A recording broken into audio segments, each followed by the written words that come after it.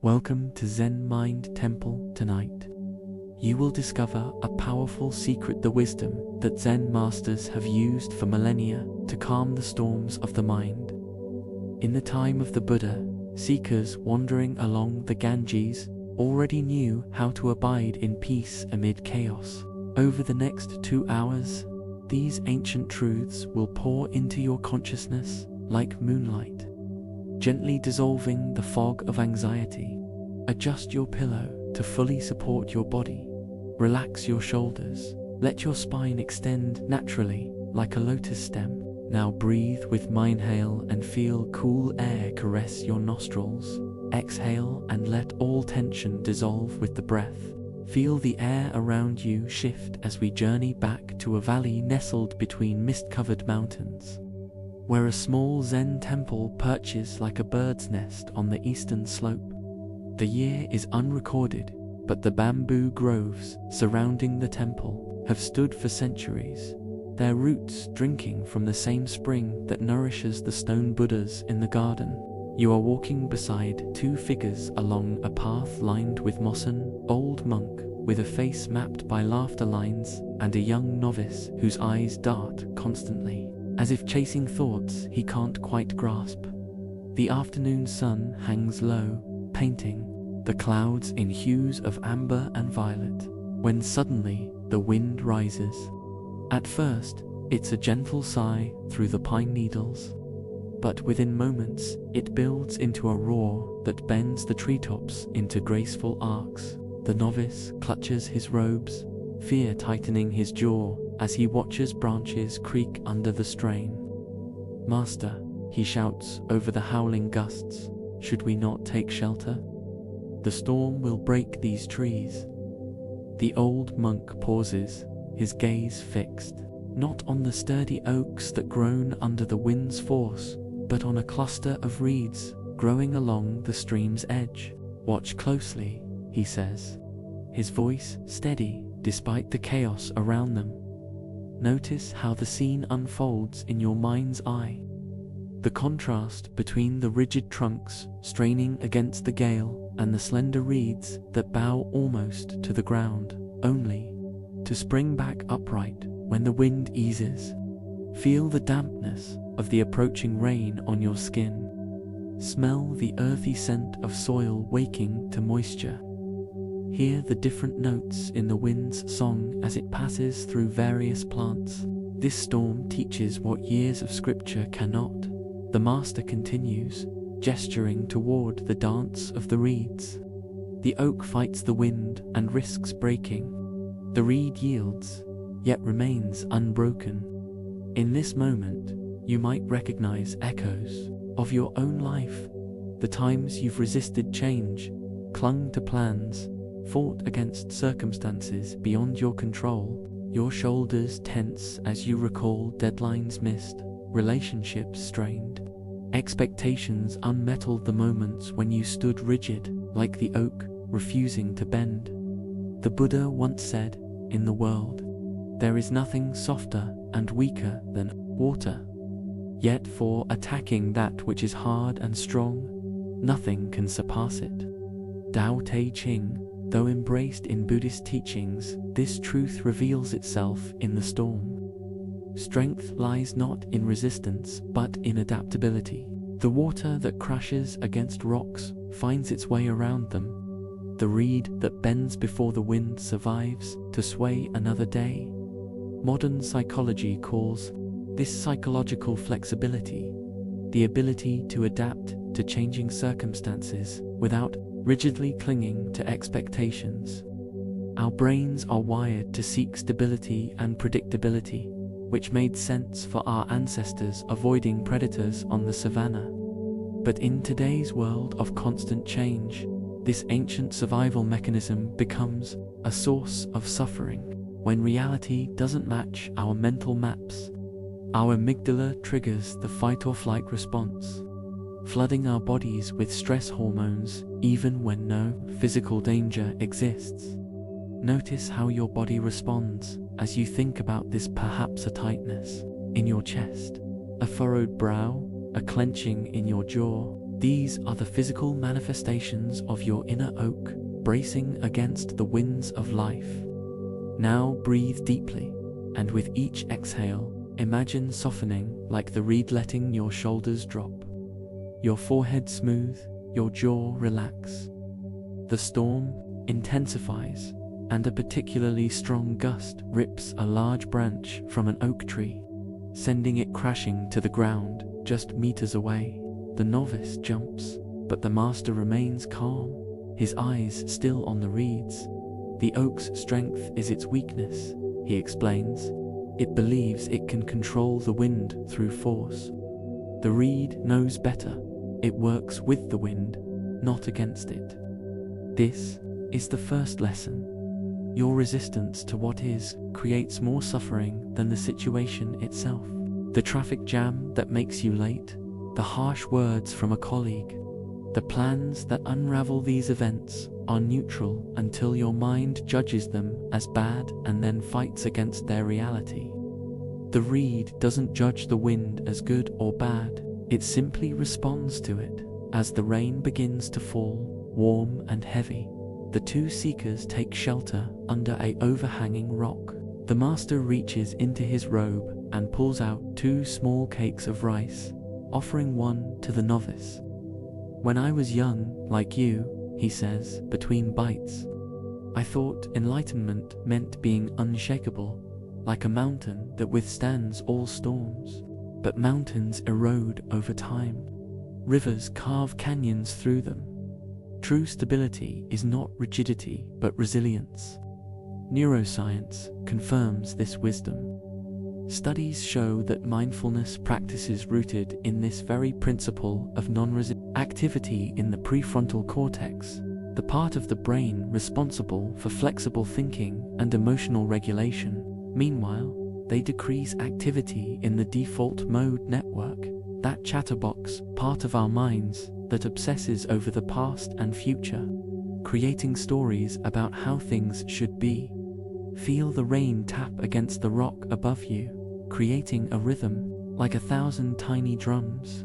Notice how the sound changes as the intensity shifts, sometimes a steady patter, sometimes a sudden downpour. Your thoughts are like this rain. They come and go, sometimes gently, sometimes fiercely. Resistance is like trying to stop the rain with your hands. Acceptance is like letting yourself get wet. The novice finishes his rice cake and looks out at the storm, which is beginning to subside. But Master, he says, if we always yield, do we not become weak? Do we not lose our purpose? The old monk smiles, his eyes crinkling at the corners. Yielding is not the same as giving up. The reed bends, but does not break. It yields to the wind, but remains rooted in the earth. There is a difference between resisting what is and taking effective action. Notice when your energy goes into fighting. Reality, that's when you become weak. Save your strength for what you can change. This distinction is crucial. Psychological flexibility doesn't mean passivity. It means discernment. It means recognizing the difference between circumstances you can influence and those you cannot. A wisdom captured in the Serenity Prayer, which has roots in Buddhist teachings. God, grant me the serenity to accept the things I cannot change, courage to change the things I can, and wisdom to know the difference. As the storm passes, a rainbow arches across the valley, its colors reflected in the puddles at your feet. The master stands, brushing off his robes, and gestures toward the path. Let us return, he says.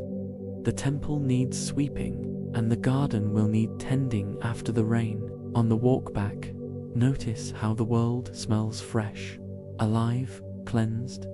The air feels lighter, the colors more vivid. This is the gift of letting go. When you stop fighting against reality, you open yourself to experiencing it fully. Tonight's practice begins as you settle into stillness.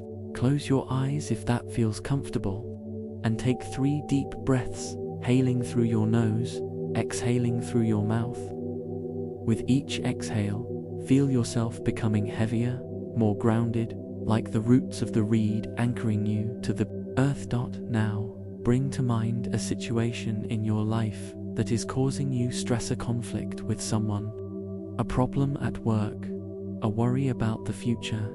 Notice how your body responds to this thought.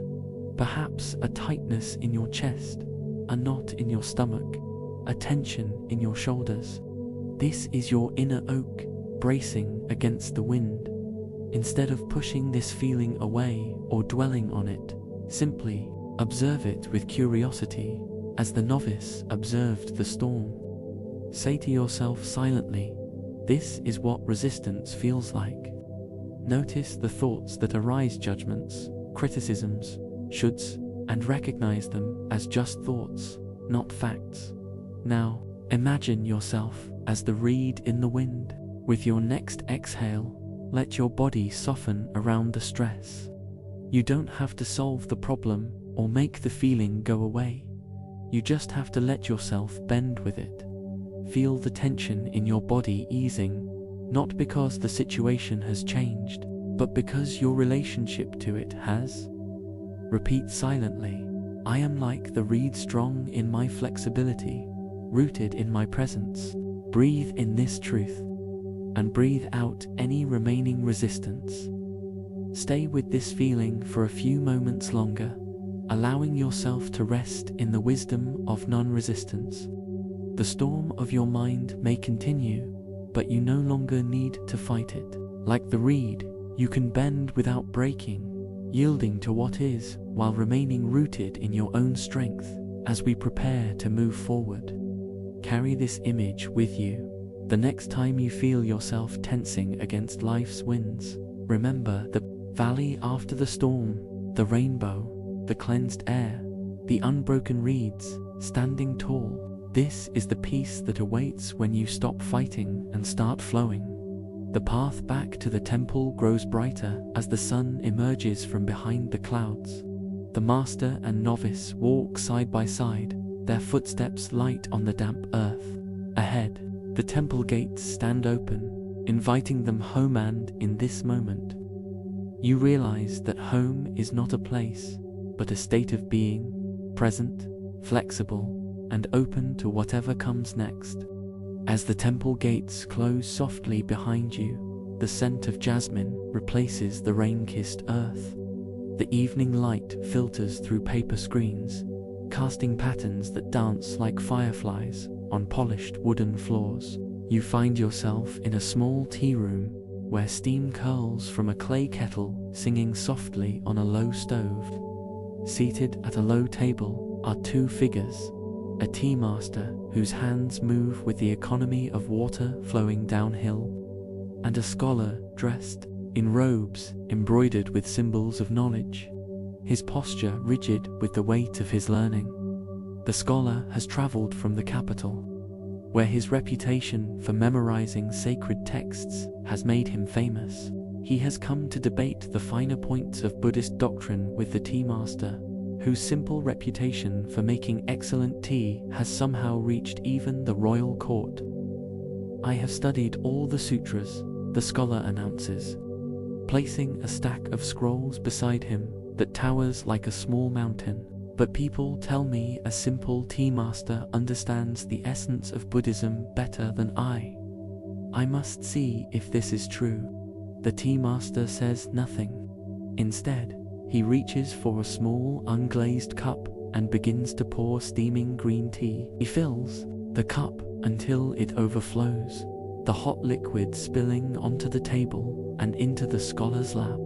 "Stop," the scholar exclaims, leaping back from the table, his face flushed with anger. "Can't you see the cup is full?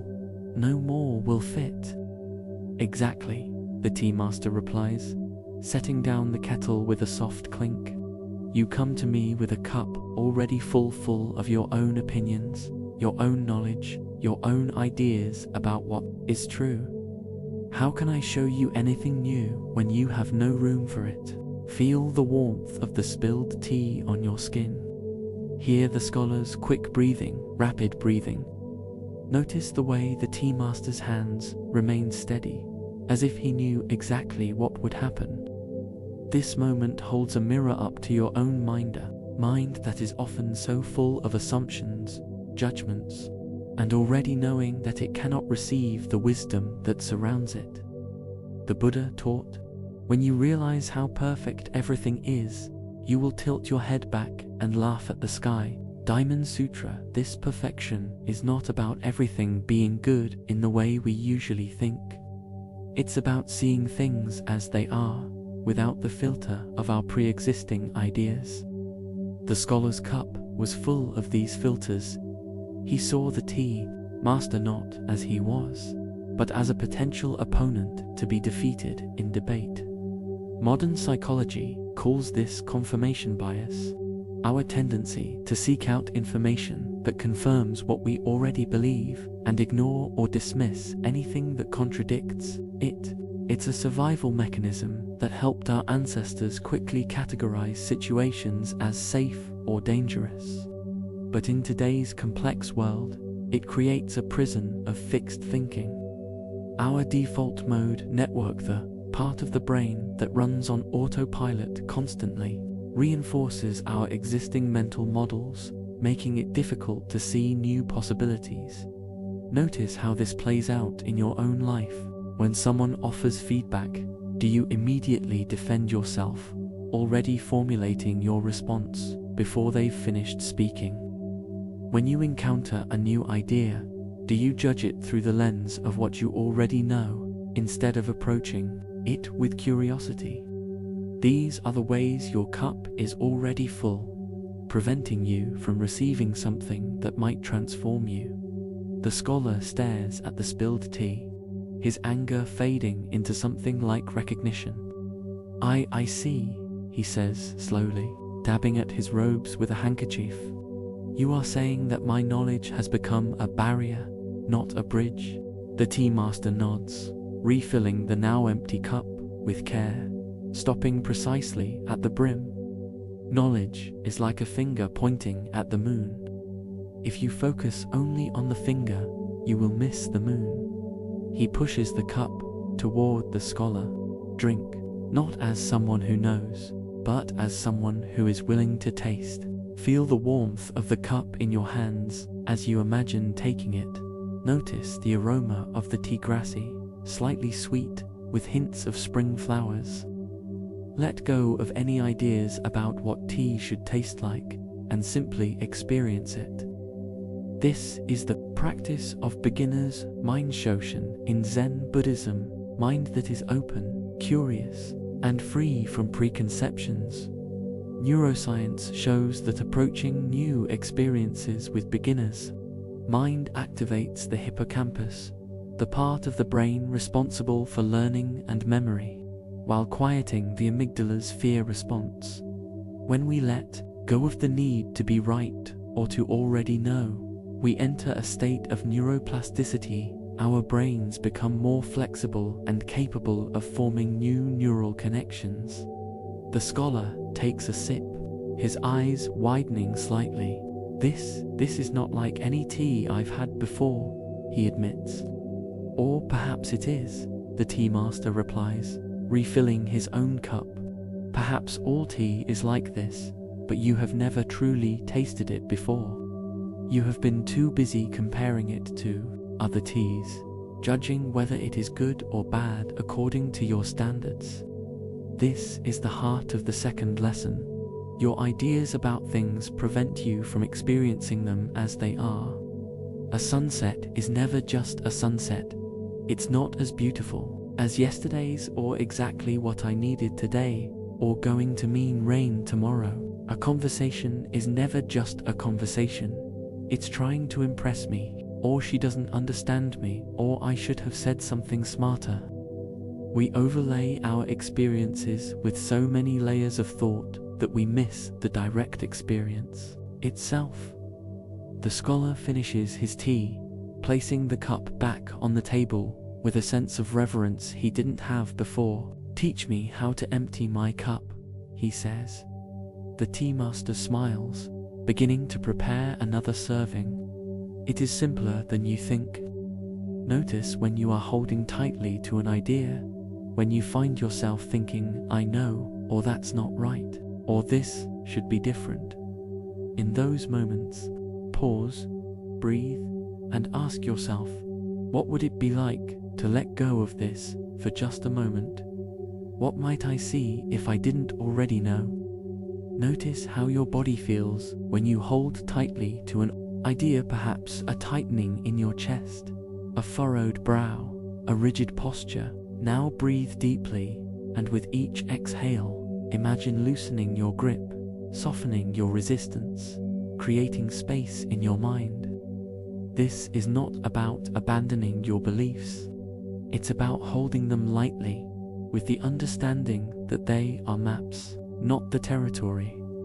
As evening deepens, the two men sit in silence, drinking tea. The scholar's scrolls remain unopened on the table. I came to prove that I was wise, he says, finally. But now I see that true wisdom is knowing how little I know. This is the beginning, the tea master replies. Not knowing is a wonderful place to be.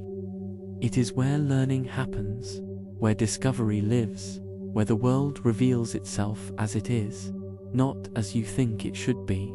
The Buddha emphasized this in the Kalama Sutra, where he advised, do not go by revelation or tradition, by hearsay or scripture, by logic or inference, by appearance or agreement. When you know for yourselves that something is unwholesome and harmful, abandon it. When you know for yourselves that something is wholesome and beneficial, practice it.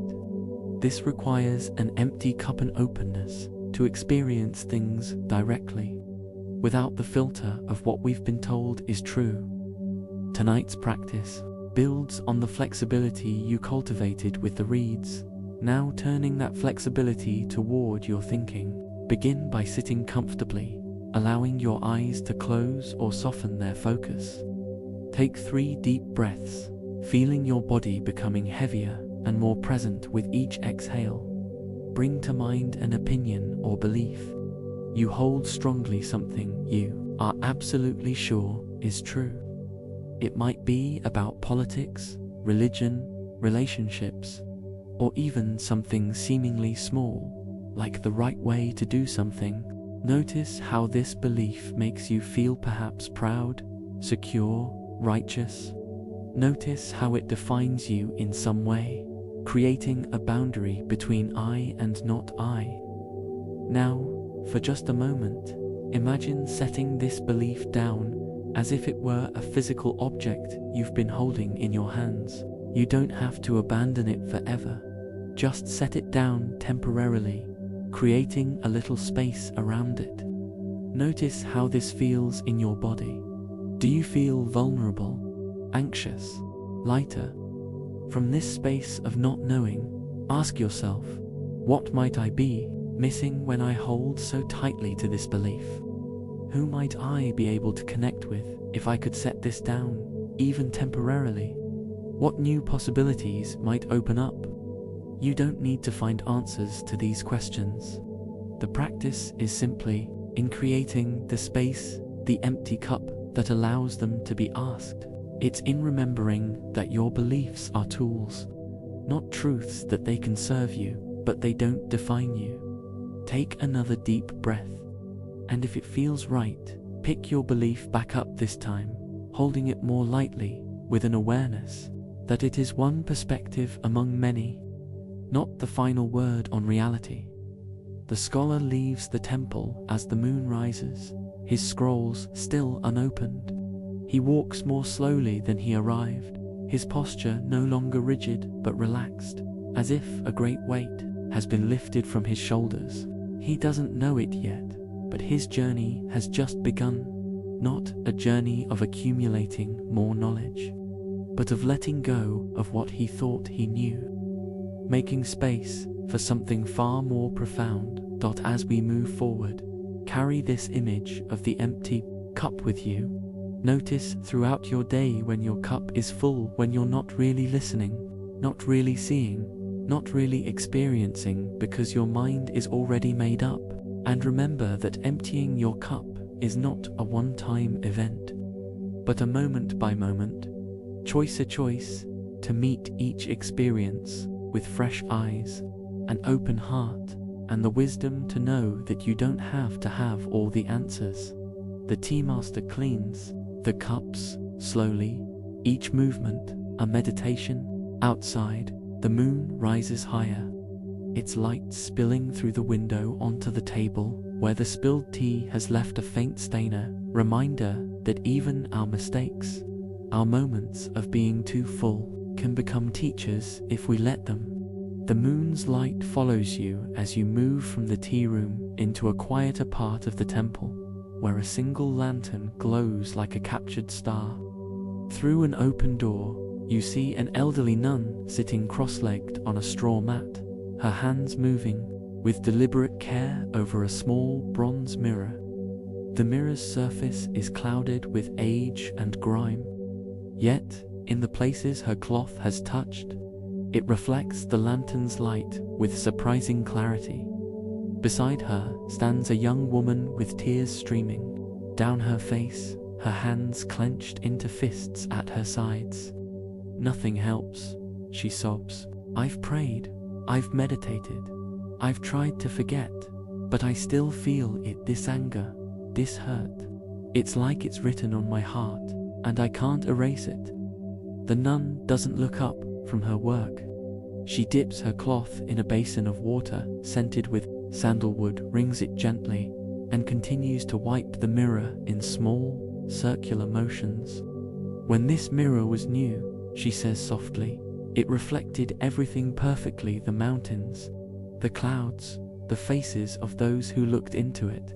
But over time, dust settled on its surface.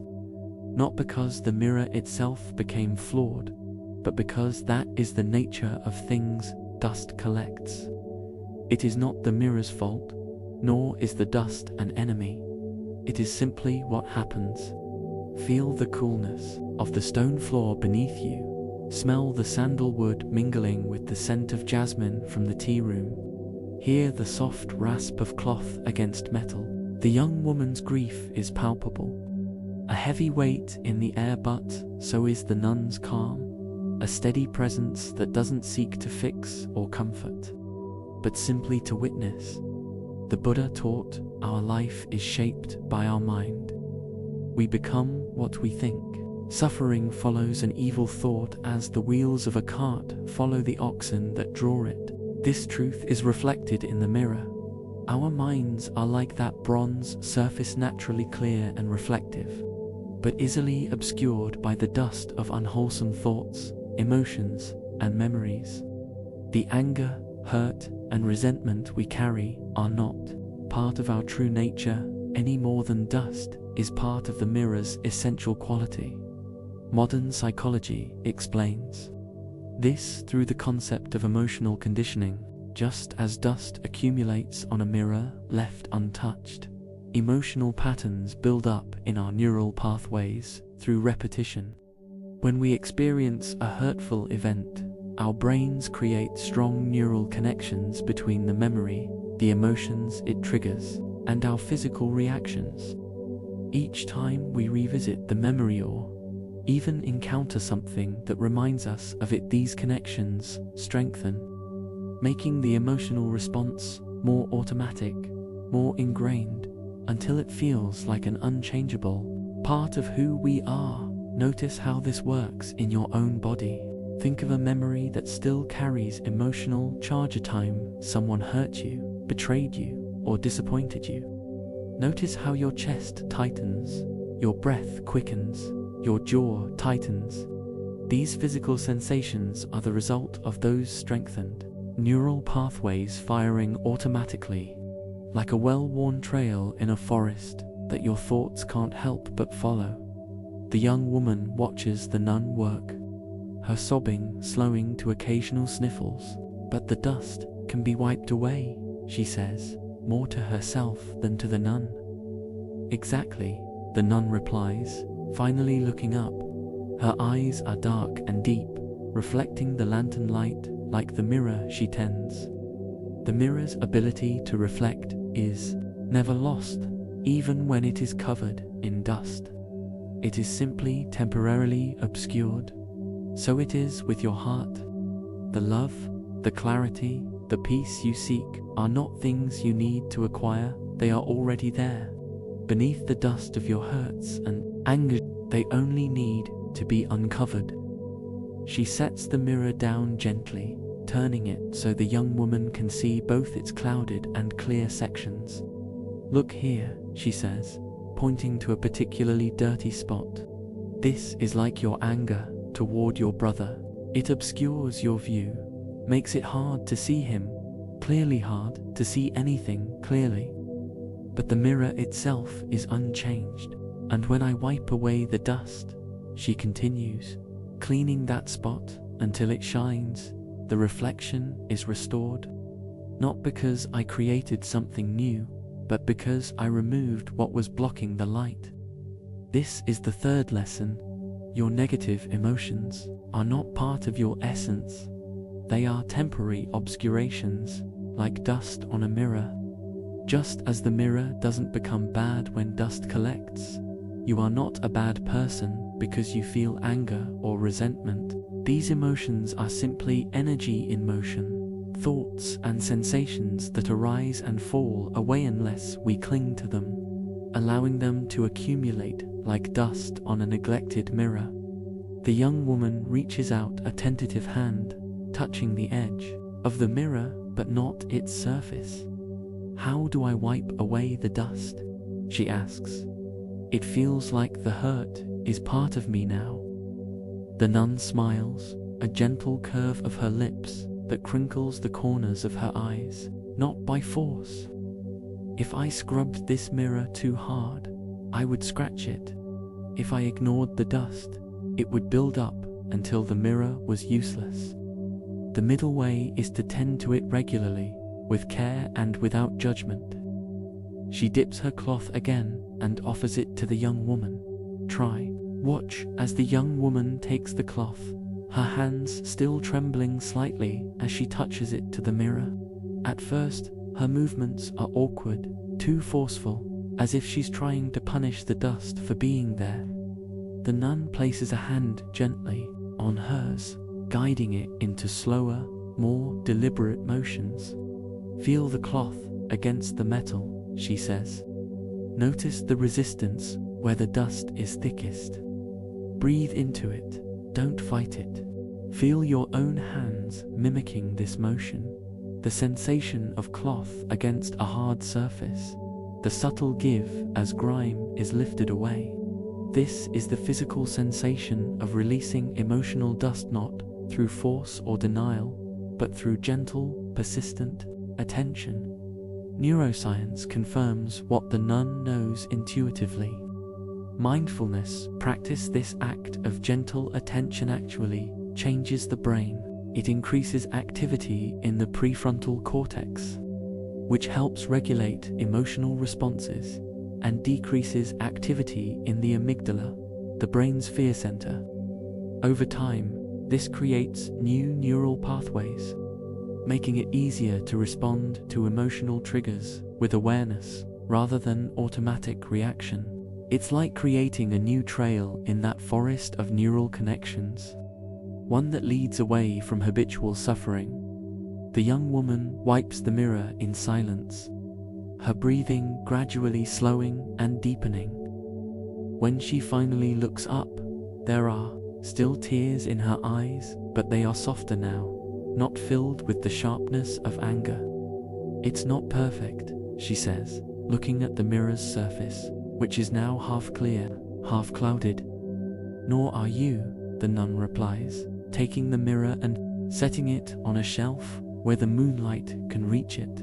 Perfection is not the goal. The goal is to remember that the dust is not you, and that you have the power to wipe it away one stroke at a time. The Buddha emphasized this in the Unattalakkhana Sutta, where he taught the concept of una, or not. Our emotions, thoughts, and sensations are constantly changing, arising and passing away like waves on the ocean. They are not a fixed self, but temporary phenomenal, like dust on a mirror. When we identify with them, we suffer. When we recognize them as transient and not essential to who we are, we find freedom. Tonight's practice builds on the flexibility of the reed and the openness of the empty cup, now turning that awareness toward the emotional dust that clouds your own mirror. Begin by finding a comfortable position, allowing your eyes to close or soften their gaze.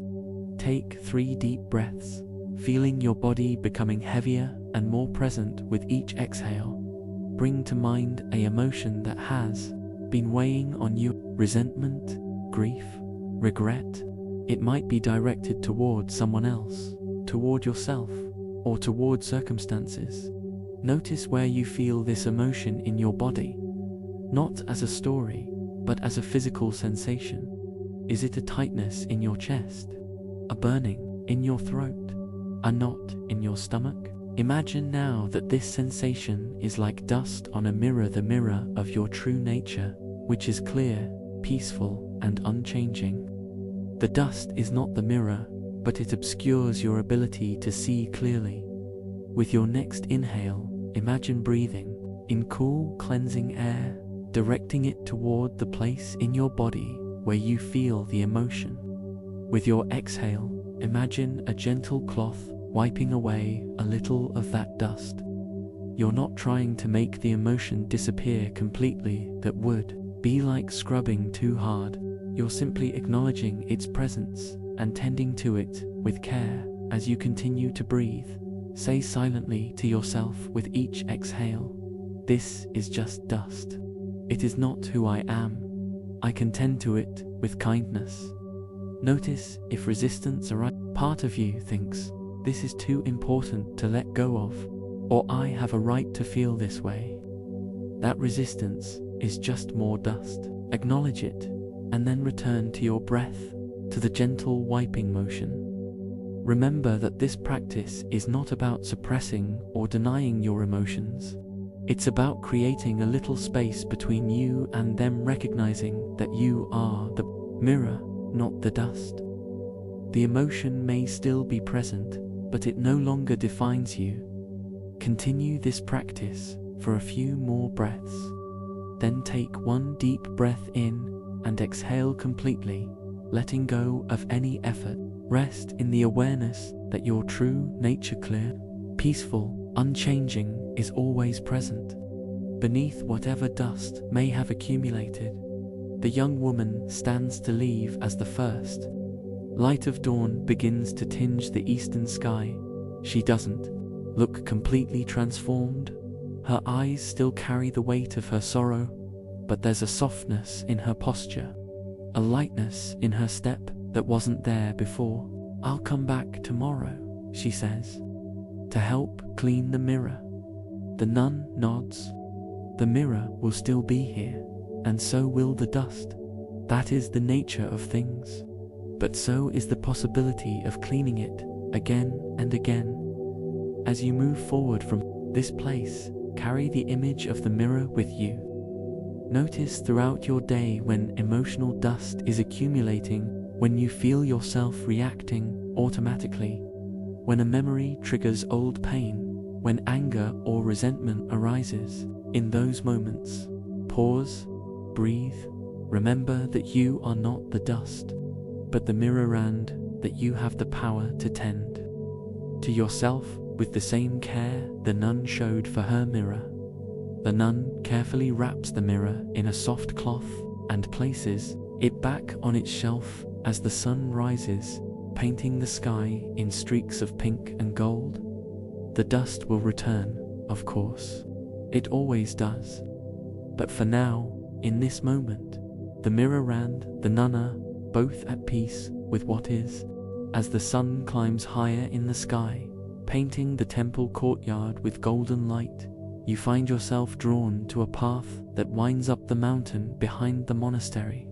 The air grows thinner and cooler as you ascend, carries the crisp scent of pine and the distant sound of a stream. Halfway up, you come upon a small hermitage, its wooden walls weathered silver by the elements. Outside, a young monk sits cross-legged on a stone, his eyes closed, a look of deep concentration on his face. Beside him hangs an old bronze bell, its surface polished smooth by years of hands touching it. A traveler approaches, his boots crunching on the gravel path. He's dressed in the fine clothes of a merchant, his face lined with the tension of someone unused to silence. "I've heard tell," he says, interrupting the monk's meditation, "that you're searching for the unstruck bell. What kind of fool's errand is that? A bell makes no sound unless struck. Everyone knows that." The monk opens his eyes slowly, as if emerging from a deep pool. "Everyone knows many things," he replies, his voice calm as the mountain lake below. "But knowing and understanding are not the same. Let me tell you a story. Feel the warmth of the sun on your shoulders, the gentle breeze carrying the scent of wildflowers from the meadow below, the weight of the silence that stretches between the two men. This is a different kind of quiet than the stillness of the tea room or the nun's chamber, vast open silence that seems to contain the whole world. 3 years ago, the monk begins, I asked my master what enlightenment felt like. He didn't answer with words. Instead, he took me to the bell tower in our temple and struck the great bell. The sound reverberated through my body, shook the stones beneath my feet, seemed to echo in the very core of my being. When it finally faded, he said, "That is not the sound of the bell. That is the sound of the bell being struck. Now find the sound of the bell before it is struck." The merchant scoffs, "That's impossible. There is no sound before the bell is struck." "Is there not?" the monk asks, reaching out to touch the bell beside him without striking it. "What is a bell made of? Metal, shaped by fire and hammer, forged with intention. Its whole being is potential sound waiting, not silent, but full of the possibility of all sounds it can make. The strike merely releases what is already there. So it is with the mind. The thoughts, the emotions, the noise, these are like the sound of the bell being struck. They are not the mind itself, just vibrations that arise and fall away. The unstruck bell is the mind's natural state, pure awareness, before thought, before emotion, before noise. The Buddha taught, in the silence of the mind, one sees the essence of all things.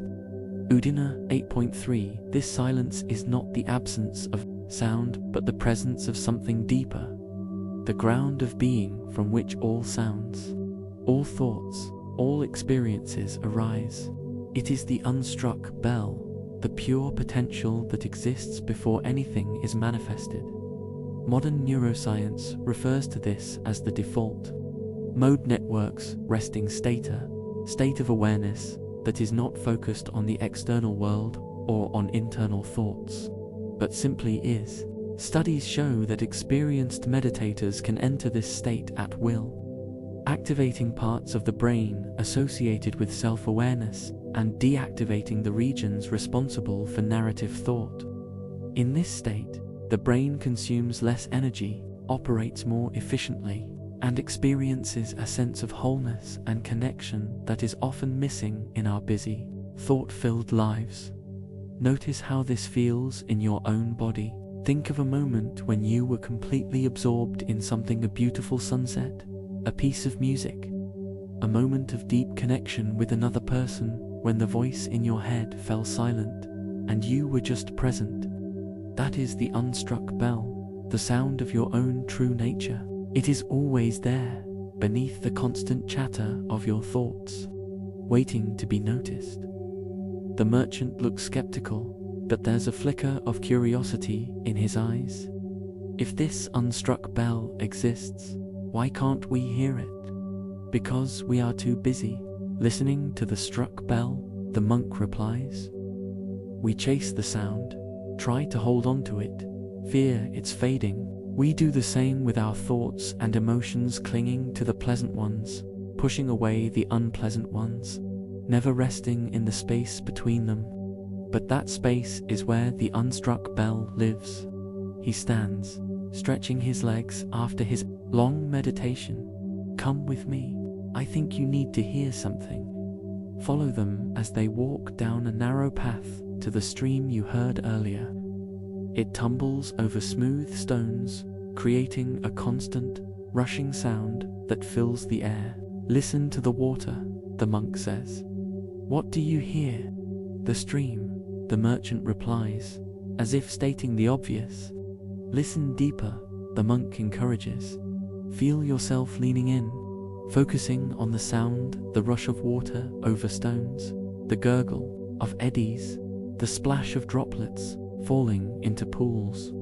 Now, beneath that, notice something else, the silence that contains the sound, the space in which the sound exists. It's not the absence of noise, but the presence that allows noise to be. That is the unstruck bell, the monk says, as if reading your thoughts. The sound of the stream is like our thoughts, constantly changing, moving, making noise. But the silence that holds the sound is always there, unchanging, vast. It is the same silence that holds your thoughts, that is aware of your emotions, that witnesses your life without being caught up in it. This is the fourth lesson. True silence is not the absence of noise, but the presence of awareness that contains all noise. It is the unstruck bell of your own consciousness, which exists before and after every thought, every emotion, every experience. This silence is not something you need to create or find, it is who you are. Beneath the layers of noise and distraction, the merchant sits down on a stone, closing his eyes as he listens to the stream. I think I understand, he says after a while. But how do I stay in that silence? It keeps slipping away, replaced by my thoughts. The monk smiles. It is like trying to hold water in your hands. The tighter you grasp, the more it slips through your fingers. The unstruck bell cannot be captured or controlled. It can only be noticed, again and again, as the thoughts and noises arise and fall away. He picks up a smooth stone from the bank and drops it into the stream. The splash creates a momentary disturbance, but the water quickly returns to its natural flow. Your thoughts are like that stone, he says. They create ripples, but they cannot change the nature of the water. So it is with the mind. Thoughts create ripples in the silence, but they cannot change the silence itself. Neuroscience supports this understanding. The brain's default mode network is active when we're not focused on the external world, generating the constant stream of thoughts we experience as mind-wandering. However, research shows that with practice, we can learn to recognize this network's activity without becoming absorbed in it, creating a meta-awareness that is the functional equivalent of the monk's unstruck bell. This state is associated with decreased anxiety, increased emotional regulation, and a greater sense of well-being. The merchant stands, brushing off his robes. I have to return to the village, he says. But I want to remember this feeling. Can you teach me a way to find the unstruck bell again? Of course, the monk replies. It is simpler than you think. Whenever you hear a sound, a bird's song, a child's laugh, the wind in the trees, listen not just to the sound, but to the silence that holds it. Notice that the silence is there before the sound begins, during the sound, and after it fades. That silence is you, more true than any thought or feeling you will ever have. The Buddha emphasized this in the Satipatthana Sutta, the discourse on the establishment of mindfulness, where he taught that mindfulness of breathing leads to the development of clear comprehension and release from suffering. This is not because the breath is special in itself, but because focusing on the breath, something that is always present, always changing, always anchored in the present moment, allows us to experience the unstruck bell of pure awareness. Tonight's practice builds on the flexibility of the reed, the openness of the empty cup, and the clarity of the cleaned mirror, now turning inward to discover the unstruck bell of your own consciousness. Begin by finding a comfortable position, allowing your eyes to close or soften their gaze. Take 3 deep breaths, feeling your body becoming heavier and more present with each exhale. Bring your attention to the sounds around you. Notice them without judgment, without trying to label them or make sense of them, just sounds, arising and falling away.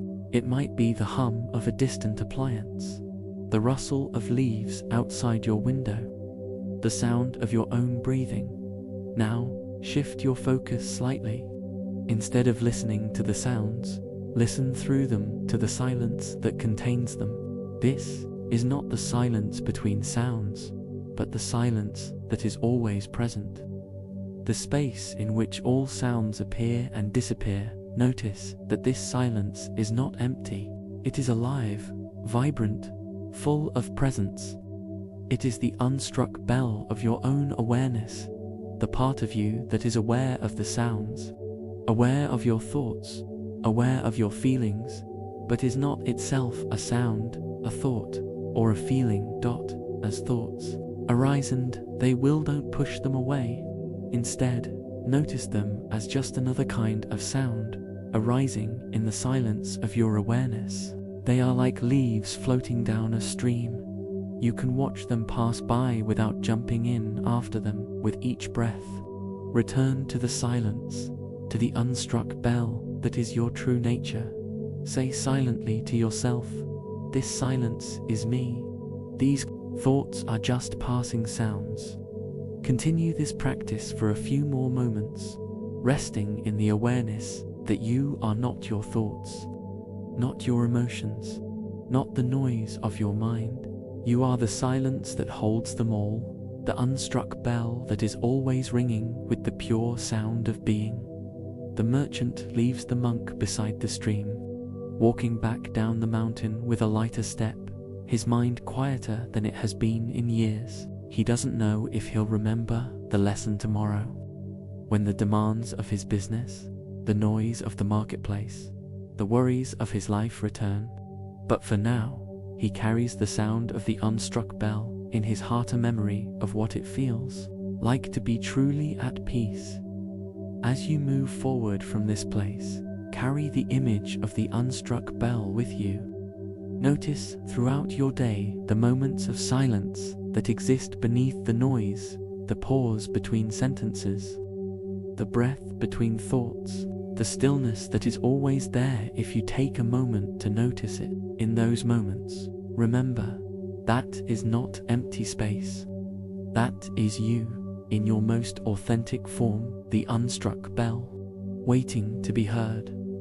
The monk returns to his hermitage as the sun begins to set, painting the sky in brilliant oranges and purples. He sits down beside the bell, not striking it, just resting in its presence, in the vast, open silence that contains everything. As the sun dips below the horizon, painting the sky in final strokes of crimson and violet, you follow a stone path that winds down from the hermitage to a small lake at the foot of the mountain. The water lies still as glass, reflecting the emerging stars with perfect clarity. On the shore, an old Zen master sits on a weathered wooden bench, his gaze fixed on the moon rising over the water. Beside him stands a young woman, her face illuminated by the moonlight, her expression one of longing. "Look how beautiful it is," she says, pointing to the moon's reflection on the lake's surface. "I wish I could capture it, hold it in my hands. If I could just have that perfect image, I know I would be happy." The Zen master smiles, a gentle curve of his lips that has been carved by decades of laughter and tears. "You could try," he says, his voice as soft as the night breeze. "You could reach into the water and grasp at the moon. But what would you get?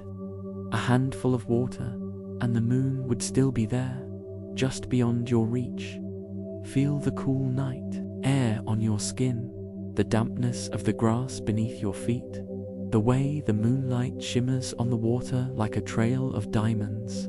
There's a quiet magic to this moment, a sense that the world is holding its breath, revealing a truth that is both obvious and profound. The woman sighs, a sound that carries the weight of many disappointments. It's not just the moon, she admits. It's everything. I thought if I got the perfect job, I'd be satisfied.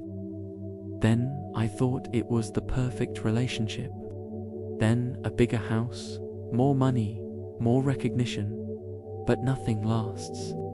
As soon as I grasp it slips away, and I'm left wanting again. The Zen master nods, his gaze still on the water. This is the nature of desire, he says. It is like chasing the moon in the water. The reflection looks real, tangible, within reach. But it is just an illusion, beautiful, compelling, but ultimately unattainable in the way you want. And even if you could catch it, what would you have? Something that disappears when the wind blows, when the water ripples, when the moon sets. The Buddha taught, desire is the root of suffering. This is not because wanting things is inherently bad, but because we mistake the reflection for the real thing. We think that obtaining what we desire will bring us lasting happiness, when in reality, all things are impermanent, constantly changing, like the moon's reflection on water. Modern psychology explains this through the concept of the hedonic treadmill, the observation that humans quickly adapt to new circumstances, whether positive or negative, returning to a relatively stable level of happiness. This is why getting the promotion, the relationship, or the material possession we desire brings only temporary satisfaction before we begin wanting something else. Our brains are wired to seek out new resources and opportunities, which was crucial for survival in our evolutionary past. But in today's world of abundance, this drive becomes a source of endless dissatisfaction. Notice how this plays out in your own life. Think of something you desperately wanted: a job, a relationship, a possession, and how you imagined your life would be once you had it. Now recall how you felt after obtaining it. Was the happiness as intense as you imagined? Did it last as long? Chances are, it brought some joy, but quickly became the new normal, and your desires shifted to something else. This is not a failure of the thing you wanted, but the nature of desire itself. It's always reaching for the next thing, never fully satisfied. The woman sits down on the bench beside the Zen master, pulling her cloak tighter against the night chill. But what's the alternative? She asks. To live without desire. That sounds like a life of emptiness, of apathy.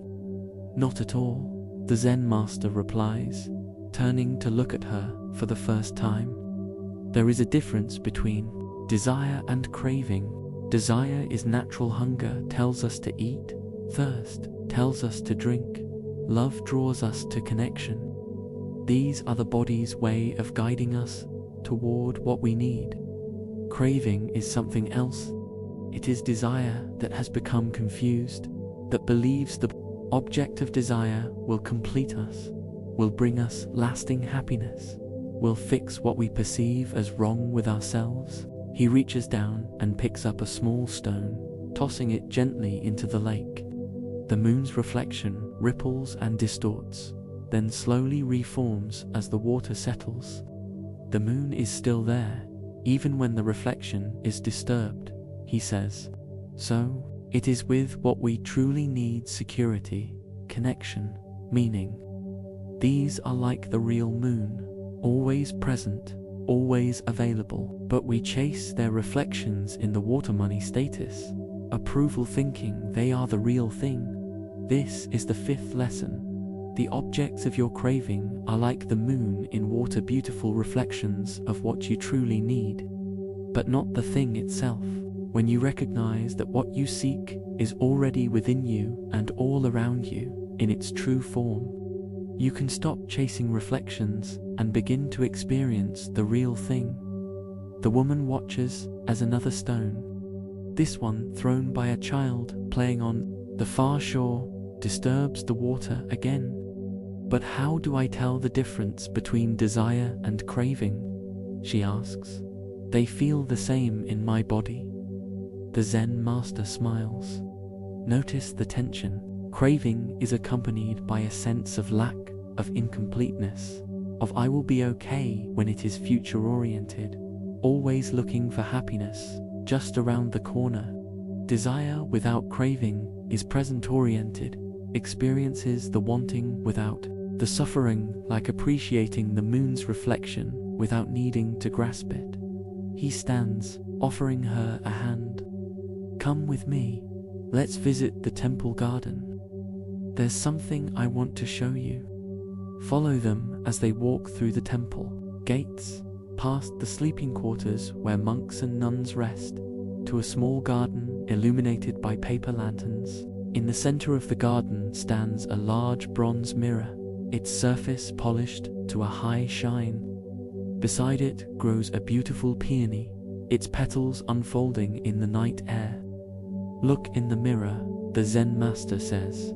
The woman steps forward, and you see what she sees. The peony is reflected perfectly in the mirror, its colors vibrant, its form clear. It's beautiful, she says. Is it real? The Zen master asks. No, it's just a reflection, she replies. Yet it looks real, does it not? He says. So it is with the objects of our craving. They are like the flower in the mirror, reflections of beauty, of value, of what we desire. But they are not the flower itself. The real flower is here, he says, touching the peony gently, growing from the earth, changing moment by moment, alive. The reflection is static, perfect, but ultimately empty. Feel the texture of the peony's petals beneath your fingers, soft and slightly damp with night dew, their fragrance sweet and subtle. Compare that to the smooth, cool surface of the mirror, which offers no scent, no texture, no life, just an image, a reflection. This is the difference between chasing the reflection and experiencing the real thing. Neuroscience supports this distinction. When we crave something, the reward center in our brain, the ventral striatum, comes activated, releasing dopamine, the neurotransmitter associated with pleasure and motivation. However, this activation is strongest not when we obtain the desired object, but when we anticipate obtaining it. This is why the chase often feels more exciting than the catch. The brain is wired to value the pursuit over the possession. By recognizing this pattern, we can begin to experience desire without being consumed by craving. Enjoying the pursuit without believing it will bring lasting fulfillment. The woman turns away from the mirror, looking at the real peony with new eyes. It's more beautiful than the reflection, she says, surprised. It's not perfect, it has a blemish on one petal, and some of the edges are wilting, but it's alive. It feels real. Exactly, the Zen master says. Imperfection is part of life's beauty. The reflection in the mirror is perfect but dead. The real flower is imperfect but alive, changing, growing, part of something larger, the earth, the air, the cycle of life and death. So it is with happiness. The happiness we chase in external things is like the flower in the mirror, perfect, but ultimately empty. The happiness that comes from engaging with life as it is, with all its imperfections, is like the real flower, live, changing, part of something larger. The Buddha emphasized this in the Mahasattipatthana Sutta, where he taught the practice of mindfulness of feelings, both pleasant and unpleasant. By observing our feelings without clinging to the pleasant ones, or pushing away the unpleasant ones, we can break free from the cycle of craving and aversion that causes suffering. We can learn to appreciate the moon's reflection without needing to grasp it, to enjoy the flower's beauty without needing to possess it. Tonight's practice builds on the flexibility of the reed, the openness of the empty cup, the clarity of the cleaned mirror, and the silence of the unstruck bell. Now turning to examine the nature of desire and craving. Begin by finding a comfortable position, allowing your eyes to close or soften their gaze.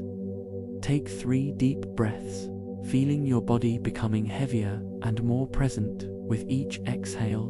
Bring to mind something you currently desire: a possession, an experience, a change in your circumstances.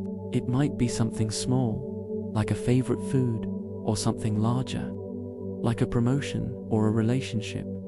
Notice how this desire feels in your body. Is there a tightening in your chest, a quickening of your breath, a sense of anticipation or longing? This is the physical sensation of desire. Now, ask yourself, is this desire accompanied by craving? Do you believe that obtaining this thing will make you fundamentally happier, more complete, more worthy? Notice if there is a story attached to the desire, story about what your life will be like once you have it. As you hold this desire in your awareness, imagine it as the moon in water or the flower in the mirror, beautiful reflection of something real, but not the thing itself. What is the real moon behind this reflection? What deeper need is this desire pointing to? It might be a need for security, for connection, for recognition, for meaning. Acknowledge that deeper need and notice that it is already being met in some ways, even if not perfectly. You are alive, you are breathing, you are capable of experiencing desire. These are already gifts. Now, imagine releasing the story that obtaining this desire will bring lasting happiness. You don't have to stop wanting it, just let go of the belief that it will complete you. Notice how this feels in your body. Is there a sense of relief, of spaciousness? With each breath, return to the present moment, to the reality of your experience right now, not as it was or will be, but as it is. Say silently to yourself, I can appreciate the reflection without needing to grasp it. I am already enough, just as I am. Continue this practice for a few more moments, resting in the awareness that your happiness is not dependent on obtaining what you desire. It is already here, in this moment, in the fullness of your experience. Just like the real moon shining above the water, the woman and the Zen master walk back to the lake as the moon climbs higher in the sky. The child who threw the stone is gone, but the water has settled, and the moon's reflection is whole again. I don't need to catch it anymore, she says, looking at the reflection. It's enough to see it, to appreciate it, to know that the real moon is shining above. The Zen master nods. And so it is with all things. When you stop chasing the reflection, you can finally see the real thing, the beauty that has been there all along, in front of your eyes, within your heart. As you move forward from this place, carry the image of the moon in water and the flower in the mirror with you. Notice throughout your day the things you chase, the reflections you believe will make you happy. In those moments, pause and ask yourself, what is the real moon behind this reflection? What do I truly need, and how is that need already being met? Remember that you don't have to give up desire to find peace. You just have to recognize it for what it is, a beautiful reflection pointing to the real beauty that is always present, always available, if you take a moment to see it. The Zen master and the woman leave the lake behind, their footsteps soft on the path back to the temple. The moon continues to shine, its light reflected in the water, but neither of them feels the need to grasp it anymore. Some things, they both realize, are better appreciated from a distance, in the fullness of their ungraspable beauty. The path back to the temple from the lake winds through a grove of ancient cherry trees, their branches heavy with blossoms that glow like pink clouds in the moonlight. As you walk, the scent of jasmine mingles with the earthy aroma of damp soil, creating a fragrance that feels like a benediction. Up ahead, you see a figure moving slowly, deliberately, along the path, a monk whose steps are so measured that it seems he is dancing with the earth rather than simply walking upon it. Beside him walks a young man, his pace quick and jerky, his hands stuffed in the pockets of his robes, as if he's trying to contain his restlessness. "Why do you walk so slowly?" he asks, impatience edging his voice. "We'll never reach the temple at this rate. There's so much to do, prayers to chant, meals to prepare, scriptures to study. Wasting time like this doesn't make sense." The monk stops, turning to face the young man. His eyes are calm, like deep pools reflecting the stars. "Wasting time," he says, his voice gentle but curious. "Tell me, what is time, exactly? Is it the past, which no longer exists? The future, which has not yet come? Or is it this moment, right now, which is all we ever truly have? Feel your own feet on the path, the way each step connects you to the earth. The slight give of the soil beneath your weight, the sensation of your muscles shifting as you move. This is the physical reality of time, the present moment, experienced through the simple act of walking." The young man scoffs, but there's a flicker of uncertainty in his eyes. "Of course, time is real. I can measure it with a clock. I can see it in the changing seasons, in the grey hairs on your head, and I'm wasting it by shuffling along like this instead of moving purposefully." The monk smiles, gesturing for the young man to walk with him again, this time matching his slow pace.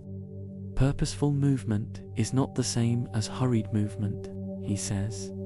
"A lotus flower does not rush to bloom. It unfolds each petal in its own time, and in doing so, becomes more beautiful than any flower that tried to hurry." He points to the ground beneath their feet, where a single lotus flower has pushed through the soil, its bud just beginning to open. "See this flower? It grew from a seed that was planted in darkness, in mud.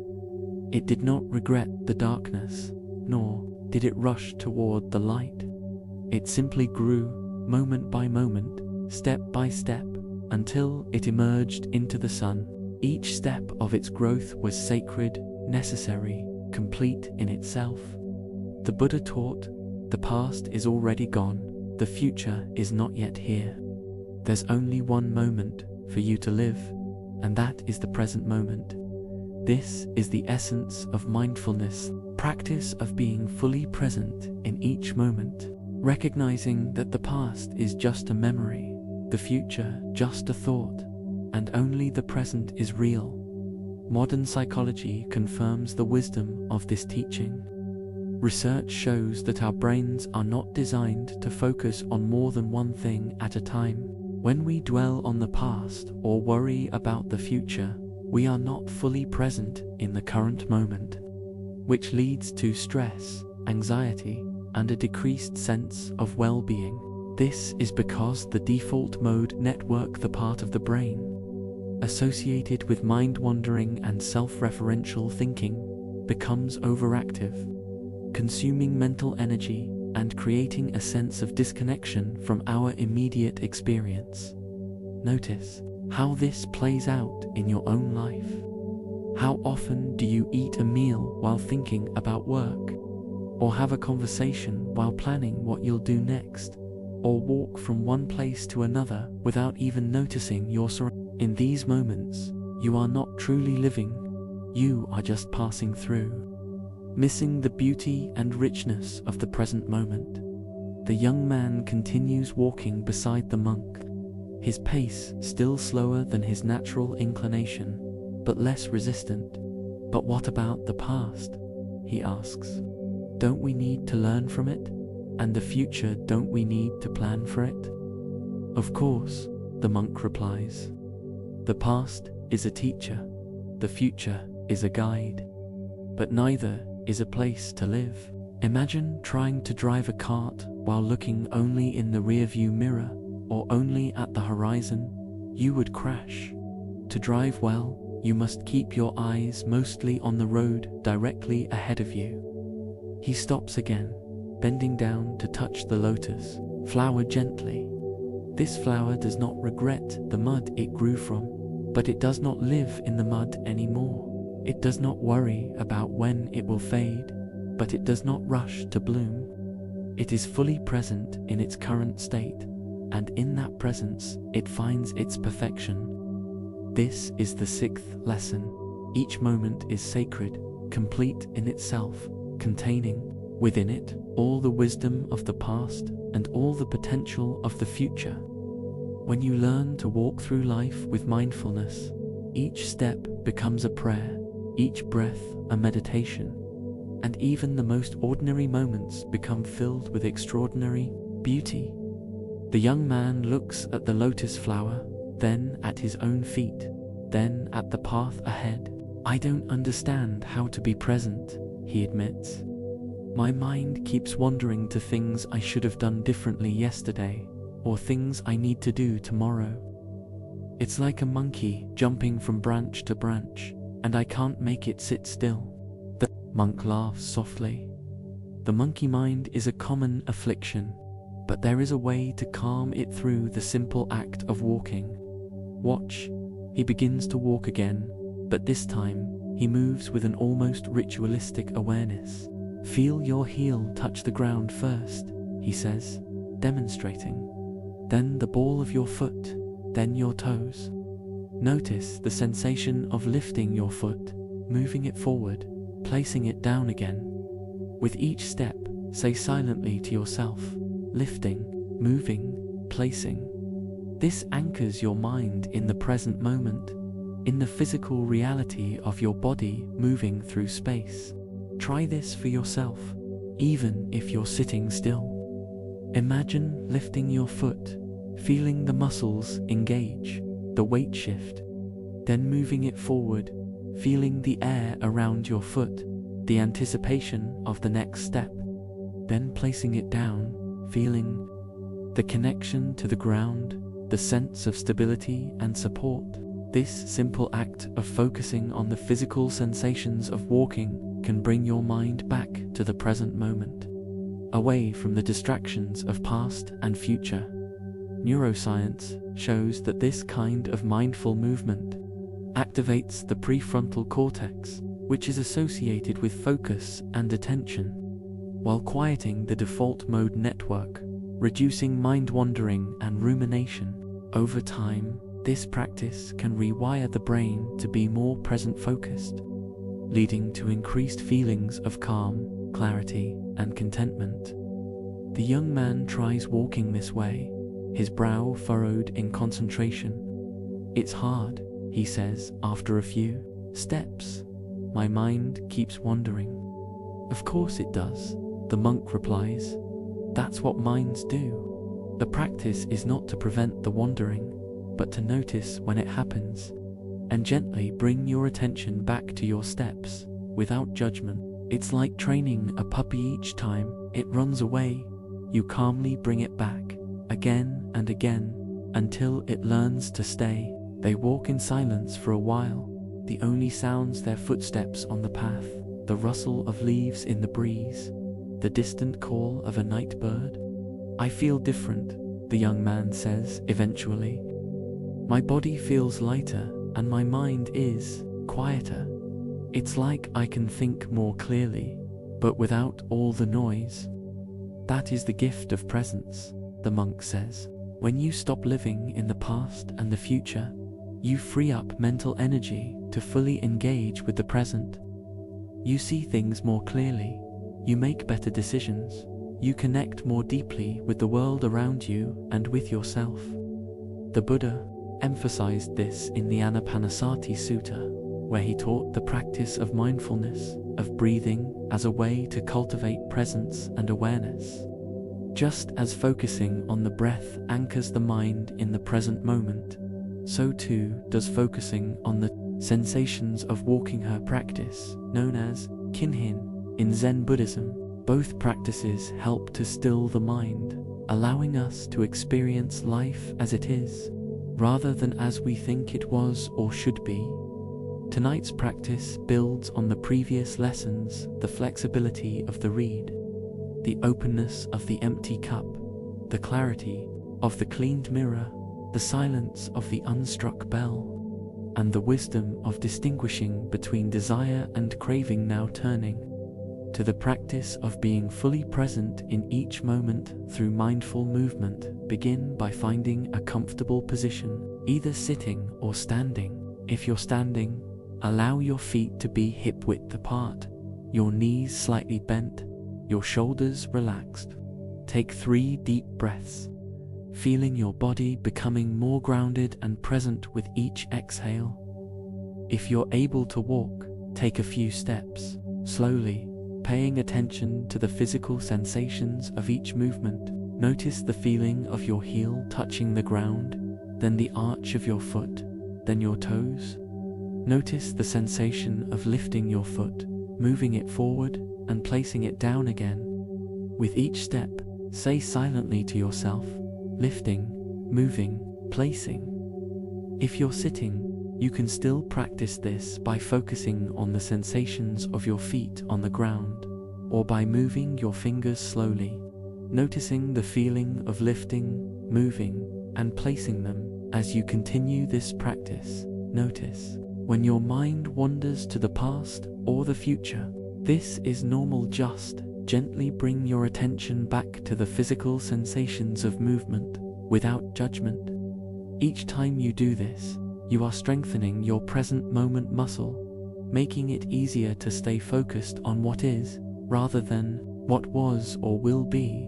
As you move, imagine that with each step, you are planting a lotus flower, its roots going deep into the present moment, its petals opening to the beauty of now. Say silently to yourself with each step, this moment is sacred. This step is enough. Continue this practice for a few more moments, then pause, standing or sitting still, and notice how you feel. Is there a sense of calm, of clarity, of connection to your body and your surroundings?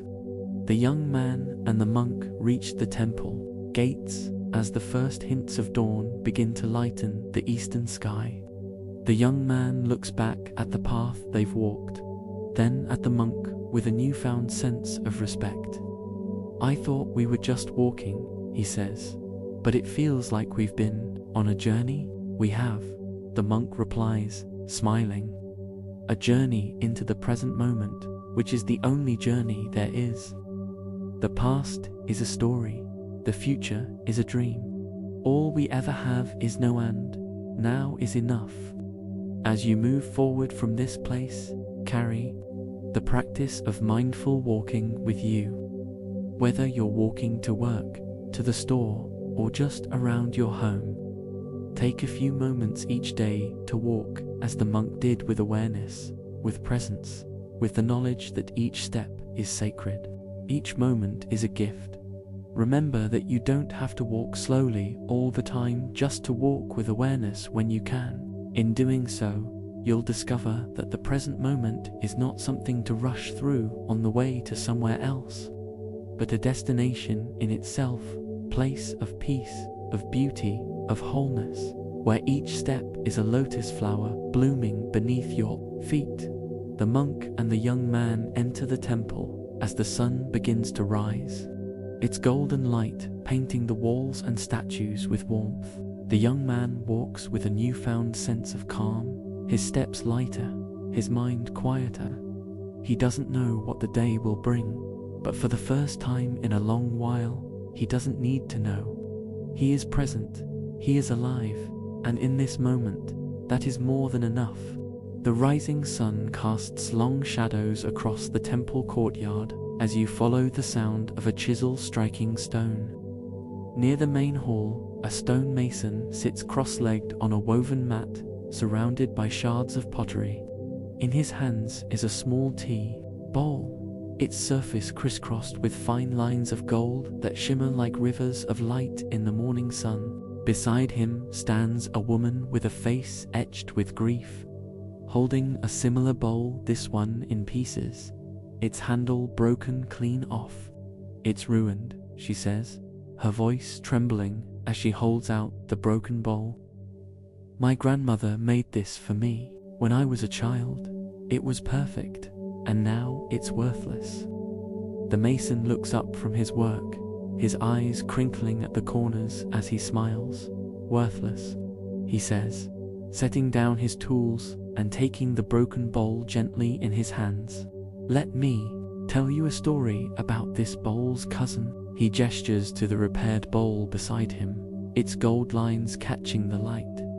Feel the rough texture of the broken pottery in your hands, the sharp edges of the shards, the weight of history and memory they carry.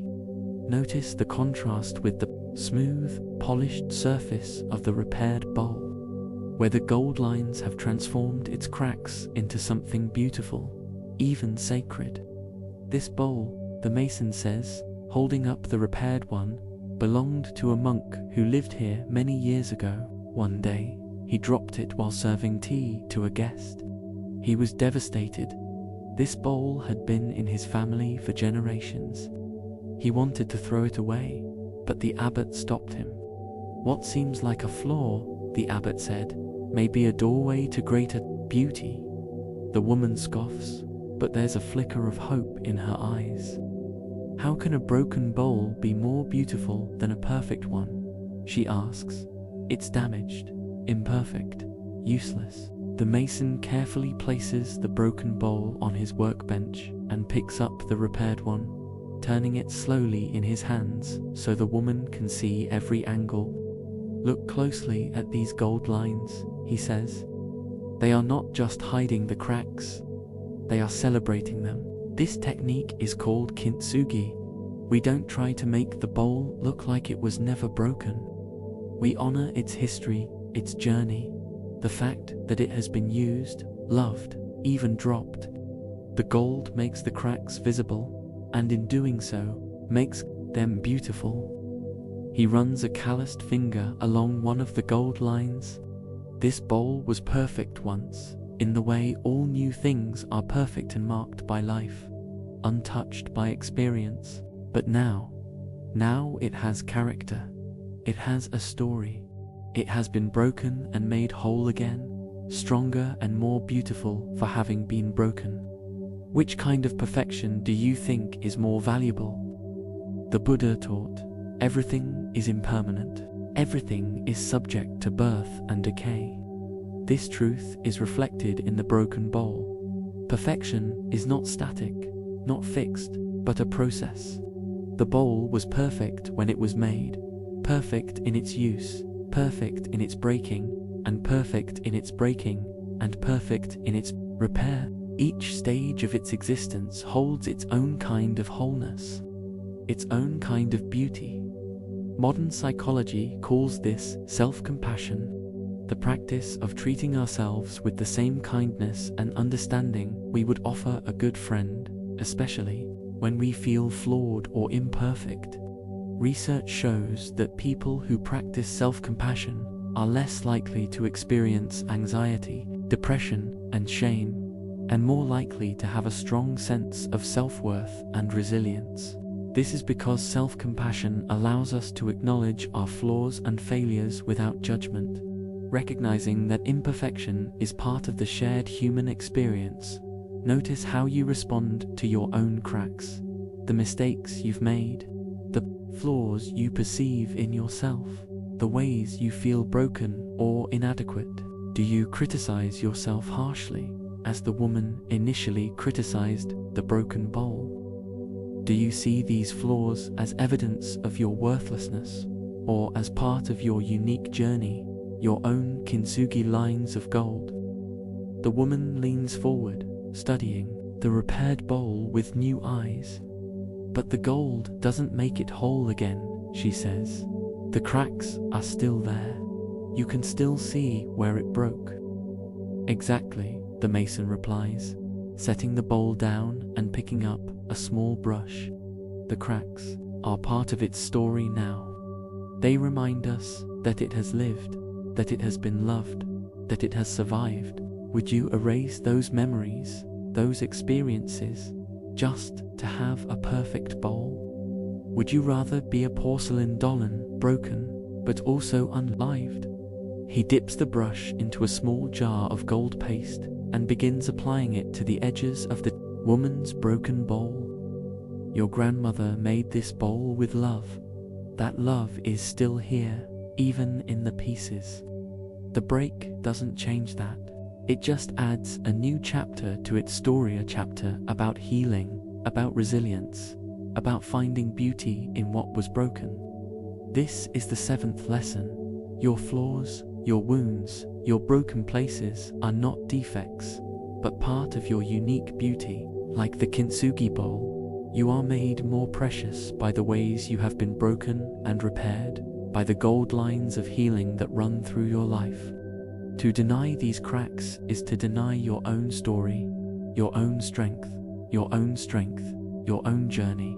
The woman watches as the mason works, her breathing slowing as she becomes absorbed in the process. My mother used to say I was too sensitive, she says after a while, her voice softer now.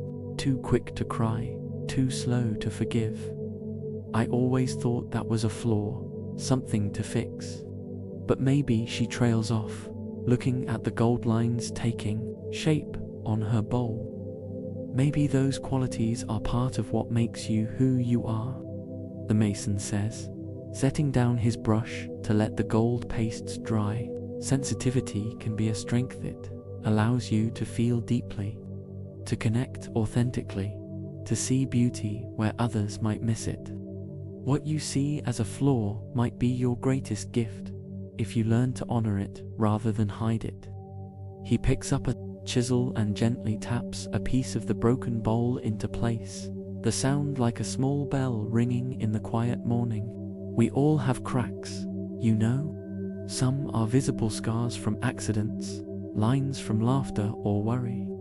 Some are invisible regrets, fears, old wounds. But these cracks are what make us human. They are where the light gets in. Neuroscience supports this understanding of imperfection. Our brains are wired to notice flaws and mistakes. This is part of the survival mechanism that helped our ancestors avoid danger. But when this focus on imperfection is directed inward, it can lead to chronic self-criticism and low self-esteem. By practicing self-compassion, by treating our flaws as part of our unique story, like the kintsugi lines in the bowl, we activate the parasympathetic nervous system, which promotes feelings of calm and safety, and reduces activity in the amygdala, the brain's fear center. The woman reaches out a tentative hand, touching the gold paste gently with her fingertips. It still won't be the same, she says. No, the mason agrees. It will be better. It will be real. It will have a story to tell, a story of breaking and healing, and becoming more than it was before. He stands, gathering his tools and carefully placing the repaired bowl in a wooden box lined with silk. Come back in 3 days, he says, handing the box to the woman. Your bowl will be ready then, and when you look at it, remember, what breaks can be mended. What is flawed can be made beautiful. What seems worthless can become priceless, if you have the wisdom to see its true value. The Buddha emphasized this in the Metta Sutta, where he taught the practice of loving kindness toward oneself and others. This includes accepting ourselves as we are, flaws, cracks, and all, recognizing that imperfection is not a failure, but a natural part of being human. Just as the kintsugi bowl is made more beautiful by its repairs, we are made more whole by our wounds and the ways we have healed them. Tonight's practice builds on the previous lessons: the flexibility of the reed, the openness of the empty cup, the clarity of the cleaned mirror, the silence of the unstruck bell, the wisdom of distinguishing between desire and craving, and the presence of mindful walking, now turning to embrace the beauty of imperfection. Begin by finding a comfortable position, allowing your eyes to close or soften their gaze. Take 3 deep breaths, feeling your body becoming more grounded and present with each exhale. Bring to mind a crack in yourself, something you perceive as a flaw, a mistake, a wound, or an imperfection. It might be a physical characteristic you dislike, a past mistake you regret, a personality trait you wish you could change, or an emotional wound that hasn't fully healed. Notice how you feel when you think about this crack. Is there a sense of shame, of inadequacy, of self-criticism? These feelings are natural, but they are not the truth of who you are now. Imagine taking this crack in your hands, as the mason took the broken bowl. See it clearly, without judgment, as part of your story, part of your journey. Imagine covering it with gold lines, not to hide it, but to honor it, to celebrate it as part of what makes you uniquely you. Say silently to yourself, "This crack is part of my story. It has taught me, strengthened me, made me more compassionate. It is not a flaw, but a mark of survival, of resilience, of growth."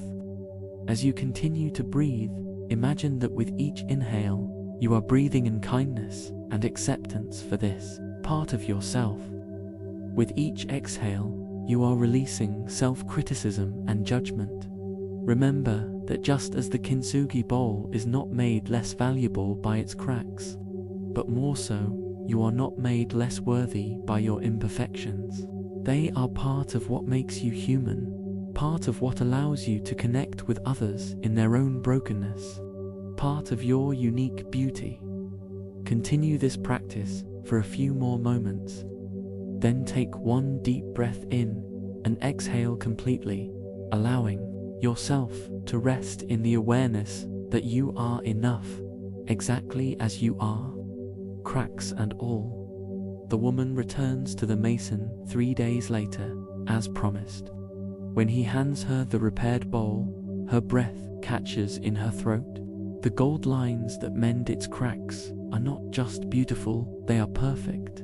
In their own way, transforming the bowl into something more than it was before.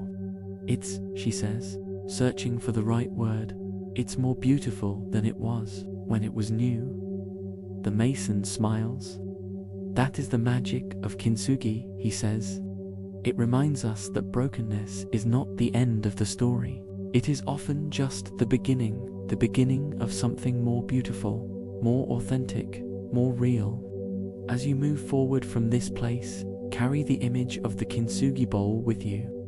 Notice throughout your day the ways you criticize yourself for your cracks, and remember the gold lines that can transform them into something beautiful. Practice treating yourself with the same kindness and acceptance you would offer a beloved object that has been broken and mended.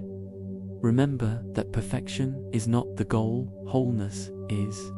And wholeness includes the cracks, the flaws, the wounds, and the ways we have healed. These are not signs of weakness, but of strength. They are your kintsugi lines, your rivers of gold, making you more beautiful, more precious, more uniquely you.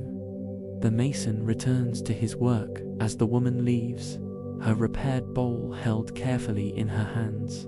He picks up another broken vessel, its surface covered in cracks, and begins applying the gold paste with steady, sure strokes. For in the brokenness, he knows, lies the greatest potential for beauty.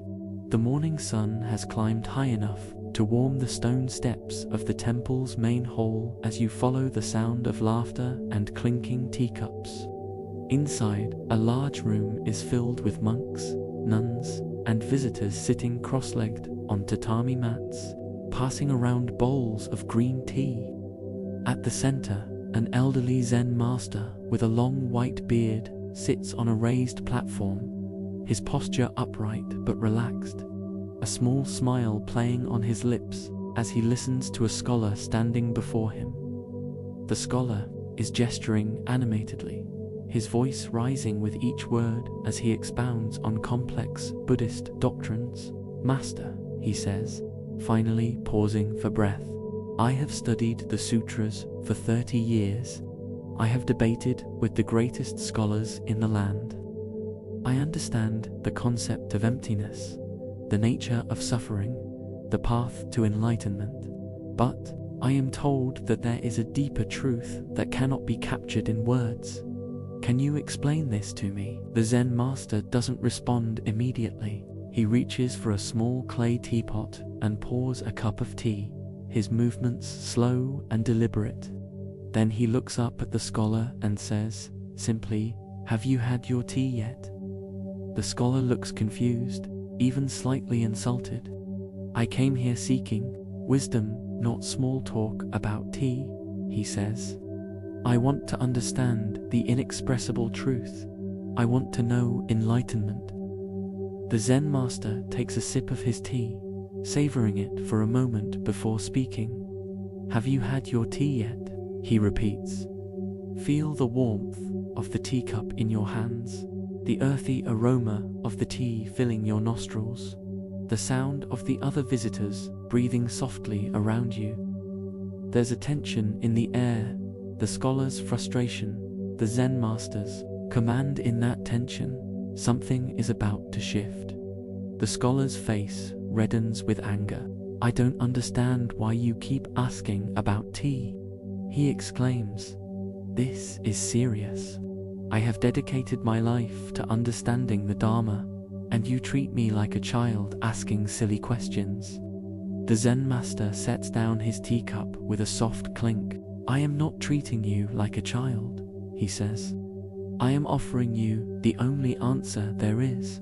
If you have not had your tea, then drink your tea. If you have had your tea, then wash your cup. This is the inexpressible truth. This is enlightenment. The Buddha taught, those who know do not speak. Those who speak do not know." Tao Te Ching, embraced in Zen Buddhism, this paradox points to the limitations of language. Words can point to truth, but they are not truth itself. Like a finger pointing at the moon, words can guide us, but if we focus too much on the finger, we miss the moon entirely. Modern psychology explains this through the concept of cognitive linguistics, the study of how language shapes our perception of reality. While language is a powerful tool for communication and understanding, it also creates boundaries, limiting our experience to what can be named and categorized. This is why the most profound experiences, love, beauty, awe, enlightenment, are often described as indescribable or beyond words.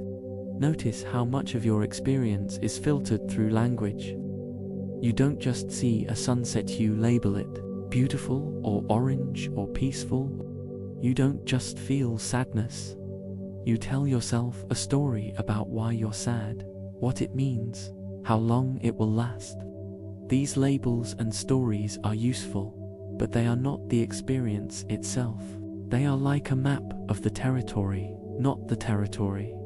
The scholar stands frozen, his mouth open as if he wants to argue but can't find the words. Then, slowly, his shoulders relax, his face softens, and he begins to laugh, a deep belly laugh that seems to come from a place he didn't know he had. "I see," he says finally, wiping tears of laughter from his eyes. "I see now. All these years, I've been looking for enlightenment in books and debates, and it's been in my tea all along." The Zen master smiles. "Drink your tea," he says. This is the 8th lesson. Truth is not found in words, but in experiencing the simple, ordinary moments of life. Washing a cup, drinking tea, breathing in and out, these are the places where enlightenment lives, not in complex theories or abstract concepts. To realize this is to free yourself from the prison of language, to experience life directly without the filter of words. The scholar sits down, and a monk pours him a cup of tea. He drinks it slowly, savoring each sip, his eyes closed. "It's different now," he says when he's finished. "The tea tastes ... alive. I've drunk tea 1,000 times before, but I've never really tasted it until now. Before, you were too busy thinking about the tea to taste it," the Zen master says. "You were too busy looking for enlightenment to see it." He gestures to a monk sweeping the floor in the corner. "Watch him," he says. "He is not thinking about enlightenment. He is not debating the nature of emptiness. He is just sweeping the floor, and in that sweeping, he is enlightened." Look at the monk as he sweeps, his movements smooth and efficient, his attention fully on the task at hand. There's no hurry, no distraction, no desire for anything else. He is completely present with the broom, the dust, the act of sweeping. In this ordinary moment, there is a kind of perfection, a kind of peace. Neuroscience supports this understanding of non-verbal experience. When we are fully engaged in a task, whether it's sweeping, drinking tea, or creating art, we enter a state of flow, characterized by a suspension of self-consciousness and a merging of action and awareness. In this state, the prefrontal cortex, responsible for language and self-reflection, becomes less active, allowing us to experience the world directly, without the filter of words and thoughts. The scholar watches the monk for a few moments, then turns back to the Zen master. "But what about the sutras? What about all the teachings? Are they useless?" "Not useless," the Zen master replies, "but they are like a raft. A raft is useful for crossing a river, but once you reach the other side, you don't carry the raft on your back. The teachings are useful for pointing the way, but once you see the way, you don't need the teachings anymore." He stands up, stretching his legs after sitting for so long. "Come with me," he says. "I want to show you something." Follow them as they walk through the temple gardens to a small pond where a lotus flower is blooming. "Describe this flower," the Zen master says to the scholar. The scholar looks at the flower, its pink petals unfolding in the sun, its roots buried in the mud below. "It's beautiful," he says. "It's pink. It's growing from the mud. It symbolizes purity emerging from ignorance." The Zen master nods. "All true," he says. "But is that what the flower is? Or is that just what you say about the flower?" He reaches out and gently touches one of the petals. The flower itself is beyond words. It just is. And when you stop describing it and start seeing it, that's when you understand. This is the heart of the silent answer. Reality is not what we say about it, but what is. Words are useful, but they are not reality. To experience reality directly, we must learn to quiet the constant chatter of our minds, to stop labeling and analyzing and just be with what is. The Buddha emphasized this in the Vimalakirti Sutra, where the lay practitioner Vimalakirti responds to a question about emptiness, with silence showing that the deepest truths are beyond words. This is why Zen Buddhism uses Con's paradoxical questions or statements like "What is the sound of one hand clapping?" to help practitioners transcend the limitations of language and rational thought. Tonight's practice builds on the previous lessons, the flexibility of the reed.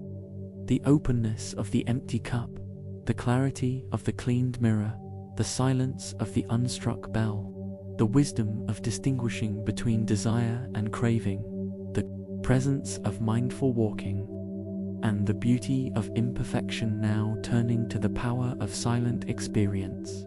Begin by finding a comfortable position, allowing your eyes to close or soften their gaze. Take 3 deep breaths, feeling your body becoming more grounded and present with each exhale. Bring your attention to your breath, not thinking about your breath, not labeling it in or out, just experiencing it directly. Feel the air moving through your nostrils, the rise and fall of your chest and abdomen, the subtle sensations of each breath. Now, notice the thoughts that arise, words, labels, stories, judgments. Instead of getting caught up in them or trying to push them away, simply observe them as mental events, like clouds passing through the sky. They are not reality, just mental formations. With each breath, return to the direct experience of breathing, sensation, not the thought about the sensation. This is the silent answer, the truth beyond words. Now, open your eyes if they were closed and look at something in your environmental plant. A piece of furniture, a spot on the wall. Look at it without labeling it, without thinking about what it is or what it's used for. Just see it directly as it is. Notice how this feels. Is there a sense of freshness, of seeing something new, even if you've looked at it 100 times before? This is the power of bypassing language, of experiencing reality directly. Continue this practice for a few more moments, alternating between focusing on your breath and looking at an object without labeling it. Each time you notice yourself getting caught up in words or thoughts, gently return to direct experience. The scholar and the Zen master walk back to the main hall as the sun begins to set, painting the sky in vibrant hues of red and purple. I feel like I've been asleep for 30 years, the scholar says, and just now woken up. Welcome to wakefulness, the Zen master replies. It's not very exciting, but it's real. No theories, no debates, just tea to drink, cups to wash, floors to sweep. This is the path. This is the destination. As you move forward from this place, carry the silent answer with you. Notice throughout your day how much you live in words, in thoughts, in stories, and take moments to step beyond them too. Taste your food without thinking about it, to listen to the sounds around you without labeling them, to feel your breath without commenting on it. Remember that the deepest truths are not found in books or lectures or even these words you're reading now. They are found in the direct experience of life, the feel of the sun on your skin, the sound of rain on the roof, the taste of tea on your tongue. This is the silent answer, the truth that cannot be spoken but can be lived. The Zen master and the scholar return to the main hall, where the other visitors have gathered for evening prayers. The scholar joins in, but his heart isn't in the words. His heart is in the feeling of his breath, the sound of the others' voices, the warmth of the tea still lingering on his tongue. For the first time, he understands that enlightenment is not something to be achieved, but something to be experienced right here, right now, in the silence beyond words. As evening settles over the temple, you follow the soft glow of firelight to a small courtyard where a group of monks sits around a crackling bonfire.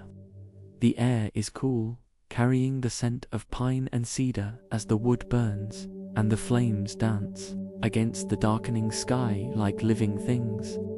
At the edge of the circle, an elderly nun tends to the fire, adding small logs one at a time and watching them catch with a look of quiet fascination. A young initiate sits beside her, her face etched with sadness as she stares into the flames. "It's so beautiful," she says, her voice barely above a whisper, but it makes me sad. No matter how bright it burns, no matter how warm it is, it will eventually go out. Everything ends. The nun nods, adding another piece of wood to the fire. It crackles and sputters as it catches, sending up a shower of sparks that drift toward the stars. Yes, she says, everything ends. The fire, the day, the flowers in the garden, even us. This is the nature of things. Feel the warmth of the fire on your face, the contrast between the heat of the flames and the cool evening air, the sound of the wood popping and hissing as it transforms into ash. There's a primal quality to this moment, the ancient human connection to fire, to the cycle of creation and destruction that sustains life. The initiate wipes a tear from her eye. But why? Why can't things stay the same? Why can't the fire burn forever? I lose people I love. I lose moments I cherish, and it hurts. I don't understand why life has to be this way. The nun takes a stick and gently prods the fire, rearranging the logs so they burn more evenly. Imagine if the fire never went out, she says. Imagine if it burned forever, consuming more and more wood, growing larger and larger until it consumed the temple, the forest, everything in its path. Would that be better? Or is its beauty, its usefulness, precisely because it is temporary?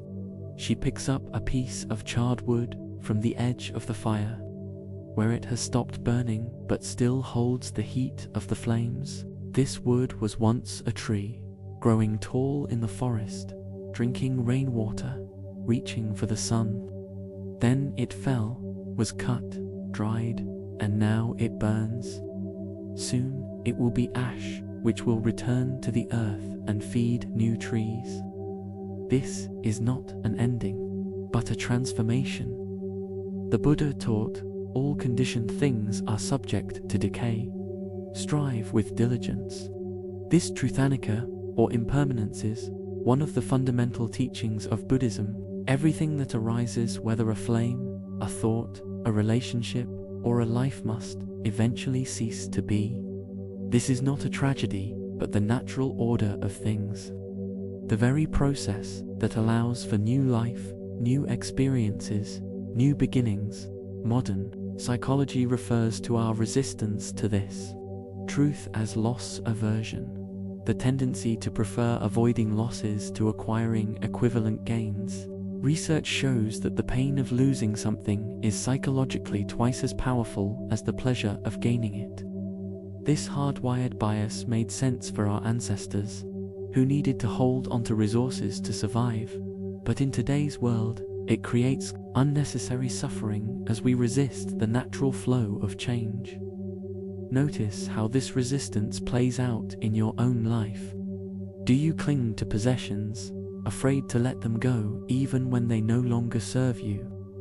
Do you hold on to relationships that are no longer healthy, out of fear of being alone? Do you resist changes in your circumstances, even positive ones, because they disrupt your sense of stability? These are all expressions of our fear of impermanence, our desire to hold onto the fire even as it naturally burns down. The initiate watches as a large log collapses into embers, its flame dying down to a soft glow. But it still hurts, she says, even if it's natural, even if it's necessary. Losing things hurts. Of course it does, the nun replies, her voice gentle. Grief is the price we pay for love, for joy, for the beauty of this life. To feel sadness when something ends is to honor the fact that it mattered, that it touched you, that it was real. The problem is not the grief itself, but our resistance to it, our refusal to let ourselves feel it fully, our desire to make it go away before its time. She points to the fire. When a log burns down, we don't cry out, "Why are you turning to ash?" We add another log, or let the fire die down naturally. knowing that this is how fire works. So it is with grief. It has its own rhythm, its own life, and it will burn itself out in time, if we let it. This is the 9th lesson. Impermanence is not the enemy, but the source of all beauty and joy. The fire is beautiful because it burns briefly. The sunset is precious because it fades. Our moments with the people we love are sacred because they are limited. To resist impermanence is to resist life itself, to miss the beauty of each moment, because we are too busy clinging to it, afraid it will end. The initiate leans forward, warming her hands over the fire. How do you live with this? How do you not spend your whole life afraid of losing everything? The nun smiles, her eyes reflecting the flames. You learn to love the fire while it burns. You don't ignore the fact that it will go out, but you don't let that knowledge overshadow the warmth, the light, the beauty of it in this moment. You learn to be present with what is, without clinging to what was or worrying about what will be. She picks up a leaf that has fallen into the fire, watching as it curls and blackens, then turns to ash. This leaf lived its life, grew on a branch, caught the sun, danced in the wind, and now it returns to the earth. Its death is not a failure, but the completion of its journey. So it is with all things. Neuroscience supports this approach to impermanence. Studies show that mindfulness practices, which emphasize accepting the present moment without judgment, including the reality of change, activate the prefrontal cortex and reduce activity in the amygdala, helping us regulate our emotional responses to loss and change. By acknowledging impermanence rather than resisting it, we can experience grief without being consumed by it, and find peace in the midst of life's inevitable transitions. The initiate stays silent for a long time, watching the fire as it burns down, as logs turn to embers and embers turn to ash. I think I've been trying to hold onto the fire, she says, finally, to make it stay the same, to keep it from changing, but that's not how fire works. That's not how anything works. Exactly, the nun says. The only constant is change. To fight against this is to live in a state of perpetual frustration, like trying to stop a river from flowing. But to flow with it, to embrace it, to trust in the natural rhythm of life and death, growth and decay, this is where peace lives. The Buddha emphasized this in the fire sermon, where he taught that all experiences are like fire, rising, burning, and passing away. By recognizing this, we can free ourselves from the suffering caused by clinging to what is impermanent. We can learn to see each moment as it is, without the filter of our desires and fears, and find joy in the ever-changing dance of life. Tonight's practice builds on the previous lessons, the flexibility of the reed, the openness of the empty cup, the clarity of the cleaned mirror, the silence of the unstruck bell, the wisdom of distinguishing between desire and craving, the presence of mindful walking, the beauty of imperfection, and the power of silent experience. Now turning to embrace the reality of impermanence. Begin by finding a comfortable position, allowing your eyes to close or soften their gaze. Take 3 deep breaths, feeling your body becoming more grounded and present with each exhale.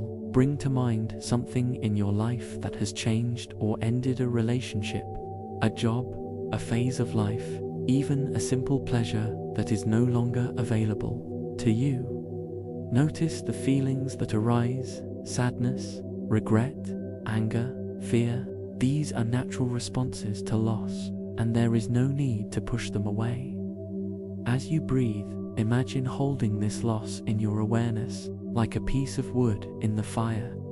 It may burn with pain, with grief, with longing, but like the wood, it will eventually transform. This does not mean you will forget what you lost, or that it will stop mattering, but that the sharpness of the pain will soften, making space for new experiences, new growth. Say silently to yourself, this has changed, this has ended. It mattered, and I grieve. But I also trust in the natural rhythm of life to grow, to change, to end, and to begin again. Now, bring to mind something in your life that is present now, a relationship, a pleasure, a simple moment of peace. Hold it in your awareness with gratitude, knowing that it too will change, that it is precious precisely because it is temporary. Say silently to yourself, I cherish this moment, this gift. I do not cling to it, but allow myself to fully experience it, knowing that all things pass. This is the beauty of life. Continue this practice for a few more moments, breathing in gratitude for what is, breathing out acceptance for what was and what will be. Rest in the awareness that impermanence is not a curse, but a blessing, a reminder to cherish each moment, to love deeply, to live fully, because nothing lasts forever. The initiate and the nun sit together as the fire burns down to embers, casting a soft, warm glow over the courtyard. I don't think I'll ever stop feeling sad when things end, the initiate says. That nun nods. Nor should you. But perhaps you'll stop being afraid of the sadness. Perhaps you'll let it teach you, let it open your heart, let it remind you to love more deeply while you can. She stands, stretching her legs, and looks up at the stars. The fire will be ashes by morning, she says, but the sun will rise. This is the promise of impermanent endings, are always beginnings in disguise. As you move forward from this place, carry the image of the burning fire with you. Notice throughout your day the ways things are changing, the people coming and going, the moments passing, the world shifting around you. Instead of resisting these changes or taking them for granted, meet them with awareness, with gratitude, with acceptance. Remember that to live fully is to embrace the impermanence of life, to love the fire while it burns, to cherish the moments while they last, to trust in the natural rhythm of ending and beginning. This is not resignation, but wisdom, the wisdom to see life as it is, and to find beauty, joy, and peace in the ever-changing dance of existence. The nun and the initiate leave the courtyard as the last embers fade, their footsteps soft on the stone path. Tomorrow they will sweep the ashes into the garden, where they will nourish the soil and help new life grow. Such is the way of things, ending, transforming, beginning again without hurry, without fear, without regret. The first light of dawn seeps over the mountain peaks, painting the sky in soft pastels as you walk along a path that winds through a forest of ancient trees. Above you, birds begin to stir, their songs echoing through the stillness as they wake to the new day. Among them, a small bird with ruffled feathers flies awkwardly, its wings beating tiredly as it circles above the treetops, searching for something. Beneath a large oak tree, an old man sits on a fallen log, carving a wooden bird with a sharp knife. His hands are steady, his eyes focused on the wood as it gradually takes shape. He looks up as you approach, his gaze following the tired bird as it flies in circles. Poor thing, he says, his voice rough but kind. It's been flying all night, caught in the storm. Now it's disoriented, can't find its way home. Watch the bird as it flies first, this way, then that, its movements erratic, its chirps sounding more like cries of frustration than songs. There's a desperation in its flight, a sense that it's expending energy without purpose, getting further from where it needs to be with each passing moment. The old man returns to his carving, his knife moving with precision as he shapes the bird's wings. "It's not lost, you know," he says, without looking up. "It knows where home is. It's just ... confused. Too much wind, too much noise, too many distractions. It's forgotten how to listen to its own instincts." Feel the morning breeze on your skin, carrying the scent of pine and fresh grass, the sound of the birds' chirps, mingling with the rustle of leaves. There's a quiet wisdom in this moment, a recognition that we are all like that bird, sometimes tired, disoriented, searching for home without realizing that home is not a place, but a state of being we carry within us. The Buddha taught, "Peace comes from within. Do not seek it without." Dhammapada 55. This home within is the essence of who we are: pure awareness, unchanging, peaceful, whole.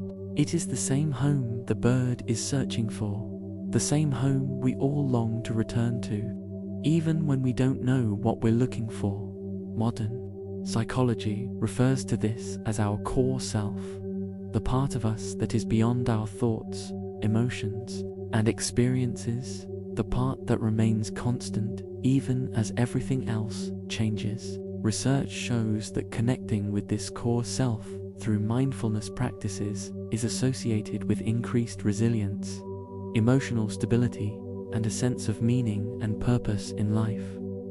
It is our inner nest, always waiting for us to return. Notice how this feels in your own experience. Think of a moment when you felt completely at peace, completely yourself, perhaps as a child playing, or in nature, or in a moment of deep connection with someone you love. In that moment, you were home. You weren't thinking about the past or the future, weren't worried about who you should be or what you should do. You were just being, and it felt effortless. That is your inner nest, and it's always there, even when you can't feel it. The bird circles lower, its wings flapping more slowly now, as if it's growing too tired to continue. "It's getting closer," the old man says, smiling. "Sometimes you have to get tired of flying before you can remember how to land." He sets down his carving and stands, stretching his old bones. "When I was young," he says, "I traveled the world looking for enlightenment. I visited temples in the Himalayas, studied with masters in Japan, meditated in caves in the desert. I thought enlightenment was something I had to find outside myself, something I had to earn through hardship and struggle." He looks up at the bird, which has now landed on a branch near the oak tree, its chest heaving as it catches its breath. "Then one night, caught in a storm much like this bird, I took shelter in an abandoned hut. I was cold, hungry, exhausted, and I thought, what if enlightenment isn't something to find? What if it's something to remember?" This is the 10th lesson. The peace, wisdom, and wholeness you seek are not outside you, but within you, waiting to be remembered. The journey of self-discovery is not a journey of finding something new, but of returning to something ancient, the home within that has been with you all along. The bird hops along the branch, then flies down to a small nest hidden in the crook of the oak tree, where 3 tiny chicks are waiting, cheeping softly. "Home," the old man says, nodding. "Not a grand palace, not a distant paradise, just a simple nest, exactly where it belongs." He picks up his carving again, showing you the wooden bird he's been working on. It's a simple carving, not perfect by any means, but there's a life in it, a sense of peace. "I've been carving birds for over 50 years, he says, "and each one teaches me the same lesson. We're all just trying to find our way home, and home is closer than we think." The bird's journey home mirrors the lessons we've explored throughout our time together. Like the reed in the wind, it learned to adapt, to stop fighting against the storm and let it guide it home. Like the empty cup, it let go of its plans and expectations, making space to hear its inner guidance. Like the mirror, it cleared away the distractions and confusion, allowing it to see clearly. Like the unstruck bell, it found its way back to the silence beneath, the noise of its own fear and confusion. Like the moon in water, it stopped chasing illusions and focused on what was real. Like the lotus under each step, it learned to be present in each moment of its journey, trusting that each flap of its wings was leading it home. Like the cracked bowl, it embraced its tiredness and imperfection, recognizing that they were part of its journey, not obstacles to it. Like the silent answer, it stopped searching for external guidance and listened to the wisdom within. Like the burning fire, it accepted the impermanence of its struggle, trusting that the storm would pass and it would find its way home. This integration of all lessons is the true homecoming, the recognition that all these wisdom teachings point to the same truth. We are already home, already whole, already at peace, if we can just remember to stop flying long enough to notice. Neuroscience confirms that this sense of homecoming is not just a metaphor, but a measurable state of brain activity. Studies show that experienced meditators who report a sense of oneness or being home have synchronized activity between the prefrontal cortex and the default mode network regions of the brain that are usually in competition. This synchronization creates a sense of wholeness and integration, a feeling that all parts of the self are working together in harmony. The old man places the wooden bird in your hands. It's smooth from hours of carving, warm from his hands. "This is for you," he says, to remind you that no matter how far you fly, no matter how lost you feel, you are always just one breath away from home. Hold the wooden bird in your hands, feeling its weight, its texture, its warmth. Let it be a reminder of your own inner nest, your own true home, always waiting for you to return. The Buddha emphasized this in the Mahaparina Vena Sutra, where he taught that nirvana, the ultimate state of peace and liberation, is not a place we go to after death, but a state of being we can awaken to in this life by recognizing our true nature. This true nature is our inner nest, and it is already perfect, already complete, already at peace. Tonight's practice integrates all the lessons we've explored, guiding you back to your inner home, your true nature. Begin by finding a comfortable position, allowing your eyes to close or soften their gaze. Take 3 deep breaths, feeling your body becoming more grounded and present with each exhale. Bring to mind the image of the tired bird finding its way home. Imagine yourself as that bird, perhaps tired from the journey, perhaps disoriented, but always carrying within you the knowledge of where home is. As you breathe, imagine each inhale drawing you closer to your inner home, and each exhale releasing anything that has been keeping you away from doubt, distraction, busyness. Now, recall the lessons we've explored, allowing each one to resonate in your body and mind. The flexibility of the reed. Feel yourself softening, letting go of resistance, trusting in the flow of life. The openness of the empty cup. Sense your mind clearing, making space for whatever is present without judgment. The clarity of the cleaned mirror. Imagine your true nature shining through, unobscured by dust or distraction. The silence of the unstruck bell. Listen to the quiet beneath the noise, the stillness that is your true home. The wisdom of distinguishing between desire and craving. Notice the difference between what you truly need and what your mind thinks you need. The presence of mindful walking. Feel each breath as a step toward home, each moment as a sacred gift.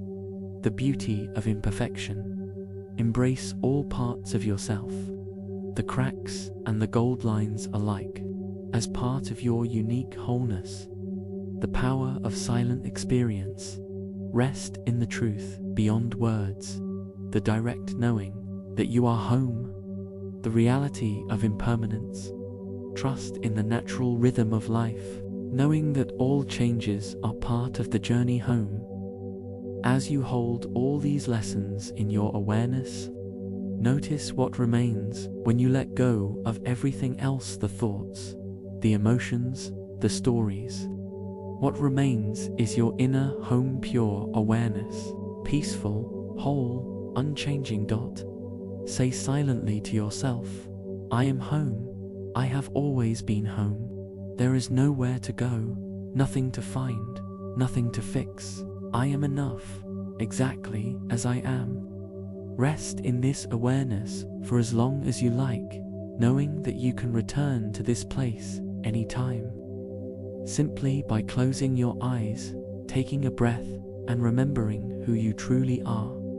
The old man packs up his carving tools as the sun rises higher, painting the forest in golden light. The bird is now feeding its chicks, its earlier desperation replaced by a quiet contentment. See, he says, nodding toward the nest. Home wasn't far. It was just waiting for the bird to remember how to get there. He slings his bag over his shoulder and starts walking down the path, leaving you with the wooden bird in your hands and the memory of his words. Remember, he calls back, you don't need to build a nest. You are the nest. As you move forward from this place, carry the image of the returning bird with you. Remember that home is not a place you need to find, but a state of being you can return to any time, through the simple act of remembering to breathe, to be present, to trust in the wisdom within you. All the lessons we've explored: flexibility, openness, clarity, silence, wisdom, presence, acceptance of imperfection, trust in direct experience, embracing impermanence, are simply different ways of remembering this one truth. You are already home. You are already whole. You are already at peace. The forest around you comes alive with the sounds of morning, the birds singing, the wind rustling through the leaves, the distant stream you heard earlier. The wooden bird in your hand feels warm, as if it holds the memory of the sun. You are home now, and you always will be, no matter where life takes you. As we pass through these 10 groves of wisdom, have you felt your mind grow as calm as a lake's surface? Those thoughts that once kept you tossing and turning may now lie gently on the ground like fallen leaves. May these truths be your lighthouse in darkness, guiding you in confusion, anchoring you in peace amid chaos. When life's storms come again, remember the reed's resilience. When desires rise like tides, recall the moon's illusion in water. Thank you for sharing this journey from Zen Mind Temple, forever sanctuary for your spirit. Whenever you close your eyes and breathe deeply, you can return to this place of peace.